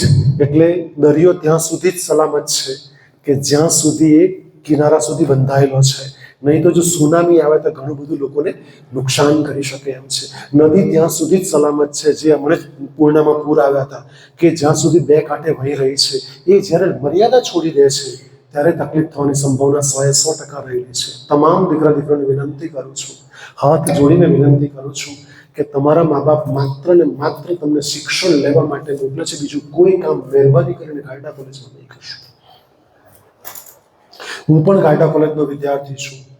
આજે બહુ સમાન પૂર્વક 34 વર્ષથી અધ્યાપન કાર્ય કરી રહ્યો છું. હિતેશભાઈ આગાટા કોલેજના વિદ્યાર્થી, કેટલા ઈશ્વરભાઈ વિદ્યાર્થી છે, દિવ્યાબેન વિદ્યાર્થી છે, કેટલા બધા મારી દીકરીઓ અહીં અધ્યાપક તરીકે વિદ્યાર્થી તરીકે રહી ચૂક્યા છે. તમે ગારડા કોલેજની ધરોહર છો. આવતીકાલે તમે ક્યાંય જાઓ તો તમારી માતૃ સંસ્થા, માતૃભૂમિને માને ક્યારે નહીં ભૂલશો મિત્રો. કારણ કે આપણી જનની છે આ માં, આ ધરતીમાં તાકાત છે દીકરો, આ જગ્યાનું ઋણ છે. હું હંમેશા બહુ કમિટમેન્ટ સાથે બાળકોને ભણાવું છું એટલા માટે કે હું જગાનો ઋણી છું. જેણે મને આ શિક્ષણ અને સંસ્કારનું સિંચન ગારડા કોલેજે મારું કર્યું છે માટે કેપેબલ તરીકે ઊભો છું. બાકી મારી કોઈ તાકાત નથી. મારા શિક્ષકો જે સંસ્કાર મને નહીં આપ્યા, શિક્ષણ નહીં આપ્યું, આ તકે કેવી રીતે ઊભો રહીને તમને કહી શક્યો હતો. હું આશાની અપેક્ષા બી રાખું છું કે આપ પણ કાલે મારી જેમ અહીં ઉભા રહીને આ જ મંચ ઉપરથી આ જ કોન્ફિડન્સ સાથે તમે પણ બીજા બાળકોને પ્રેરતા હો, તમે મોટિવેટ લોકોને કરતા હો, એવી મારી હૃદયની ઈચ્છા છે. બીજી એક મહત્વની વાત કહીને પછી મારી વાતને પૂર્ણ કરીશ. મિત્રો, ગઈકાલે જ વાંચતો હતો, 14-15 વર્ષનો છોકરો હરમિત શૈલેષભાઈ ગોધાણી, સૌરાષ્ટ્રનો છોકરો, સુરતના વરાછા રોડમાં રહે છે. આ સત્ય ઘટના છે મિત્રો, તમે ઇન્ટરનેટ, યુટ્યુબ પર, વિકીપીડિયા ઉપર ચેક કરી શકો છો. આ છોકરાએ 7 સ્ટાર્ટઅપ કર્યા. 7 સ્ટાર્ટઅપ. એમાં એક સ્ટાર્ટઅપ બહુ મસ્ત કર્યું છે. એણે કહ્યું હેલ્પ ટેક 365. એ QR કોડ બનાવ્યા છોકરા. કેટલા વર્ષનો? 14 વર્ષનો. હમણાં 18 વર્ષની ઉંમર છે છોકરાની. ગવર્મેન્ટે બહુ બધી એને ગ્રાન્ટ પણ આપી છે. 24માં જ કર્યું હમણાં એ સ્ટાર્ટઅપ એણે. આ છોકરાએ હેલ્પટેક 365 કર્યો છે. કેટલા વર્ષનો છોકરો છે? 18 વર્ષનો. 14 વર્ષે એણે યુટ્યુબ પર ને ગૂગલમાં ને બધું સર્ચ કરીને એને જાતે ફાઇન્ડ આઉટ કર્યું આ છોકરાએ. કીધું તમારી ઉંમર કેટલી છે? 20ની આજુ 20-21ની આજુબાજુ છો તમે. આ છોકરાએ કર્યું છે 18 વર્ષની ઉંમર, 14 વર્ષની ઉંમરે. તમે ક્યાં છો? નંબર 1. આ સ્ટાર્ટઅપ એવું છે કે જેમાં QR કોડ લગાવી દો ને કારની પાછળ, એટલે એને વિચાર એવો આવ્યો કે એક વખત સુરતના વરાછા રોડ પર જ્યાં રહેતો હતો ને ત્યાં આગળ એક ગાડી એવી પાર્ક થઈ, વચ્ચે એમ્બ્યુલન્સને પાછળ કોઈ ગાડી પાર્ક કરી દીધી. તો એ ગાડી એમ્બ્યુલન્સ નીકળી નહીં શકી, અને એમ્બ્યુલન્સ નહીં નીકળી શકી કારણ કે એને કારણે તકલીફ પહેલાં પેશન્ટને પડી.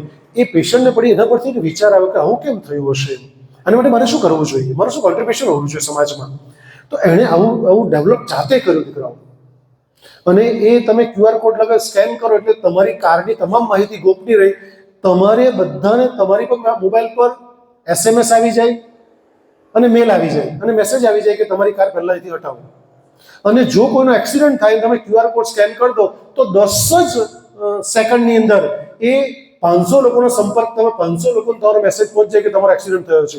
નજીકની જે એકદમ નજીકની હોસ્પિટલમાં મેસેજ પહોંચી જાય અને એના માટે જગ્યા ખાલી થઈ જાય કે આ બહુ સિવિયર એક્સિડન્ટ થયેલો છે. અને ત્રીજું કે પોલીસ સ્ટેશનમાં પોલીસ કેસ નોંધાઈ જાય.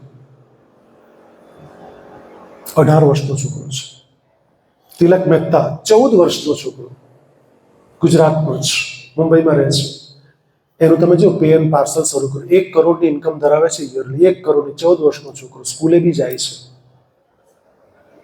1 કરોડની ઇન્કમ ધરાવે છે. International pay and parcel courier service start કરે છે. અદ્વૈત ઠાકુર 14 વર્ષનો છોકરો, આવા લિસ્ટ છે. એણે, તમે ગમે ત્યાં હોવ, તમારા જે ઘરની અંદર CCTV કેમેરા નહીં આપણી મોબાઈલમાં દેખાય છે એવી રીતે બધું ઓપરેટ તમે ગમે ત્યાં, વોશિંગ મશીન તમે ગમે ત્યાંથી ઓપરેટ પોતે કરી શકો, ચાલુ કરી શકો, બંધ કરી શકો, AC ચાલુ કરી શકો, બંધ કરી શકો. આ એણે સોફ્ટવેર ડેવલપ કર્યો છે, અદ્વૈત ઠાકુર. મિત્રો, લક્ષ્મી કરીને છોકરી, એણે એટલી બધી વેબસાઇટ્સ બનાવી છે, વર્લ્ડ વેબસાઇટ બનાવી છે. સુહાસે ગોપીનાથે, નામ સાંભળ્યું હશે તમે, 14 વર્ષનો છોકરો. સોલ્યુશનનું આખી કંપની વિકસાવી છે. 15થી વધારે દેશોમાં પોતાના ઓફિસીસ છે. 5000થી વધારે કરોડ ટર્નઓવર ધરાવે છે. મિત્રો, ગારડા કોલેજમાં આવો છો. ગારડા કોલેજ એ તમારી માતૃ સંસ્થા છે. કંઈક શીખો, કંઈક ઇનોવેશન કરો, કંઈક કરો. તમારું ધ્યાન ડાયવર્ટ નહીં કરો મહેરબાની કરીને. હું તમને બહુ વિનંતી કરું છું. ડાયવર્ટ કરશો તો અટવાઈ જશો દીકરાઓ. પણ જીવનમાં તમારે કંઈક તો કરવું છે. તો કંઈક કરવા માટે કંઈક તો બનવું છે. ને હું બહુ સ્પષ્ટપણે એવું માનું છું કે ભગવાને મા બાપ થ્રુ તમને ને મને જન્મ આપ્યો છે ને કંઈ ને કંઈક કરવા માટે જન્મ આપ્યો છે. કંઈ ને કંઈ એવું નામ રોશન કરીએ, કંઈક ને કંઈ કામ એવું કરીએ કે લોકો આપણે કામથી ઓળખે. એટલે હું સૌને શુભેચ્છા પાઠવું. છેલ્લું એક મારું બહુ જ પ્રિય પ્રેરક પ્રસંગ છે, મને બહુ જ ગમે છે. બહુ બધા લેક્ચર્સમાં મેં કહ્યું છે, તમારી સાથે શેર કરીને પછી આપણે કાર્યક્રમને અંત તરફ જઈશું. કૃષ્ણ અને સુદામા નહીં, કૃષ્ણ અને પેલા કોણ પાંડવોમાં સહદેવ, ભૂલી ગયો. કૃષ્ણ અને સહદેવ બેઠા હતા, તો કૃષ્ણે સહદેવને પ્રશ્ન કર્યો કે સહદેવ આ વર્ષ, કારણ કે સહદેવ ત્રિકાળ જ્ઞાની હતી, તો સહદેવ આ વર્ષે વરસાદ પડશે કે દુષ્કાળ પડશે? એટલે સહદેવ ગૂંચવાયો. ત્રિકાળ જ્ઞાની હોવા છતાં પણ પ્રશ્ન કોણે પૂછેલો? કૃષ્ણએ પૂછેલો. તમે જુઓ, ભગવાન રામ અને કૃષ્ણનો ફરક છે. ભગવાન રામ એ મર્યાદા પુરુષોત્તમ, જય શ્રી રામ મર્યાદા પુરુષોત્તમ છે. એને તમે જો સ્ટેચ્યુ, અહીંયા બી રામજી મંદિર છે, સ્ટેચ્યુ સીધા સ્ટ્રેટ. કેમ? તો કે ભગવાન રામે જિંદગીમાં મર્યાદામાં રહીને સારા જ કામો કર્યા, રાઈટ, શ્રેષ્ઠ કામો કર્યા, સીધા કામ. માણસ બેઝિકલી સીધો. એને એમ કીધું કે તારે 14 વર્ષ વનવાસ છે તો સીધો ચાલવા માંડ્યો. તમે તો આર્ગ્યુમેન્ટ કર્યું, હું નહીં જવાનું. તમે જાય, મેં તો રાજ ભોગવવાનું, મેં થોડો જાઉં. યસ, રઘુકુલ રીત સદા ચલી આવી, પ્રાણ જાય અને વચન ન જાય, રાઈટ. એટલે ભગવાન રામે જિંદગીમાં સીધા કામ કરેલા, સીધો માણસ. કૃષ્ણની મૂર્તિ જુઓ, એક પગ એનો વાંકો જોઈએ. કૃષ્ણ જાણે સીધી આંગળીએ ઘી ક્યારેય નહીં નીકળે. 6 દિવસમાં કૃષ્ણએ પૂતનાના પ્રાણ હરી લીધા. 6 વર્ષમાં કૃષ્ણ તો કાળિયા નાગથી માંડીને પ્રહણાસુર, બકાસુર, કેટલા બધા અસુરોનો, મામા કંસનો વધ કર્યો. કૃષ્ણ છે. કૃષ્ણ સીધું વ્યક્તિત્વ નથી. રામને જોઈને જીવન જીવી શકાય, કૃષ્ણને જોઈને જીવન નહીં જીવતા મરી જતા રહેશું. હા, રાઈટ. એટલે કૃષ્ણે સવાલ પૂછ્યો એટલે સહદેવ ગૂંચવાઈ ગયો. એટલે સહદેવ કે કાલે જવાબ આપીશ. એટલે સહદેવ રાતે આટા મારે હસ્તિનાપુરના મહેલમાં બહાર. એટલે ભીમે પૂછ્યું કેમ આટા મારે, શું થયું?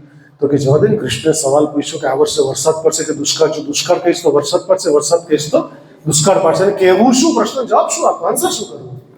એટલે ભીમે કહે તો સુઈ જા, હું જવાબ આપી દઈશ. એટલે સહદેવ તો નિરાંતે સુઈ ગયો. સહદેવ ને ભીમ સવારે ઉઠે છે, કૃષ્ણ આ તરફથી આવે છે. એટલે કૃષ્ણે કહ્યું કે ભાઈ કાલવાળો જવાબ સહદેવ? તો કે ભ્રાતા ભીમ આપશે. એટલે ભીમને પૂછ્યું ભાઈ કાલવાળો જવાબ? એટલે ભીમે છે ને ત્યાં નજીકમાં ચકલીનું બચ્ચું તાજું જન્મેલું હતું. ભીમનો હાથ બી કેટલો મોટો છે એનો, વાવ. તો ભીમે ઉંચકી લીધું ચકલીનું બચ્ચું માળામાંથી અને મુઠ્ઠીમાં દબાવી દીધું. એટલે કહ્યું કે હા કૃષ્ણ, તમારો જવાબ આપો તે પહેલા એક મારો પ્રશ્ન છે. તો કે તું પહેલા પ્રશ્ન પૂછી લે. તો કે મારા હાથમાં તમે જે જોયું ચકલીનું બચ્ચું જીવતું છે કે મરેલું છે? Oh my God. આખરે કૃષ્ણ ગૂંચવાયા. ભલે પૂર્ણ પુરુષોત્તમ હતા, પણ ભીમને ઓળખતા હતા કે જીવતું કહેવાય તો મારી નાખશે અને મરેલું કહેવાય તો ફર રીતે ઉડાડી દેશે. કૃષ્ણ ખોટા પડે એવું કેવી રીતે બની શકે? એટલે કૃષ્ણે કહ્યું, થોડીક ક્ષણો માટે ધ્યાનમાં જઈને કૃષ્ણે કહ્યું, હે ભીમ, ધ્યાનથી સાંભળજો, આ વાક્ય મને બહુ જ ગમે છે, અતિ પ્રિય છે. હે ભીમ, તારા હાથમાં જે ચકલીનું બચ્ચું છે એને જીવડાવવું કે મારું તારા હાથની વાત છે. ત્યારે ભીમ અને સહદેવ હાથ જોડીને કહે છે, હે કૃષ્ણ, આ વર્ષે વરસાદ પાડવો કે દુષ્કાળ પાડવો તમારા હાથની વાત છે.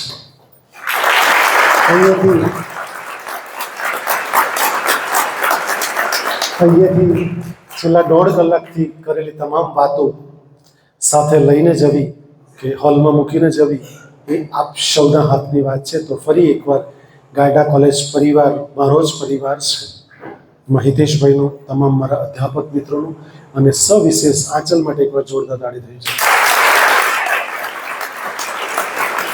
આંચલનું એટલે આંચલ જો જીદ, અમુક છોકરા છે મને જિદ્દીલા મળી જાય, એ પહેલા વર્ષથી જિદ્દીલે છે. NSS કેમ્પમાં મળે ત્યારથી જીદ કરે કે સર તમારે, એટલે તમારા ક્લાસમાં જો તમારા TY BComમાં 3rd division, FY BCom 3rd ડિવિઝનમાં 94માં કે 93માં એકાદ વખત હું આવ્યો તો 1 વર્ષ છોડીને આગળ. એટલે મને કે સર તમે ગયા વર્ષે તમારે તો આવ્યા જ નહીં. એટલે પછી મેં હિતેશભાઈને કહ્યું, આ છોકરી બહુ જીદ કરે છે. મેં કીધું આમંત્રણ આપવા તો આવી જ દઉં, કેવી રીતે આવું? આમંત્રણ આપો તો આવીશ. એટલે કાલે સ્પેશિયલ આવી ગયું, સર તમે આવો જ આવો. એટલે પછી આજનો કાર્યક્રમ એટલે આંચલનો ખરેખર હું હૃદયપૂર્વક આભાર માનું છું કે એણે તમારી સમક્ષ મને પ્રસ્તુત કર્યું. મારો લોભ એવો હતો કે એટલીસ્ટ ટીવાય બીકોમના બધા જેટલા પણ બાળકો ગારડા કોલેજનો લાભ લઈને આવે છે તો એટલીસ્ટ બધાને જ લાભાન્વિત થાય.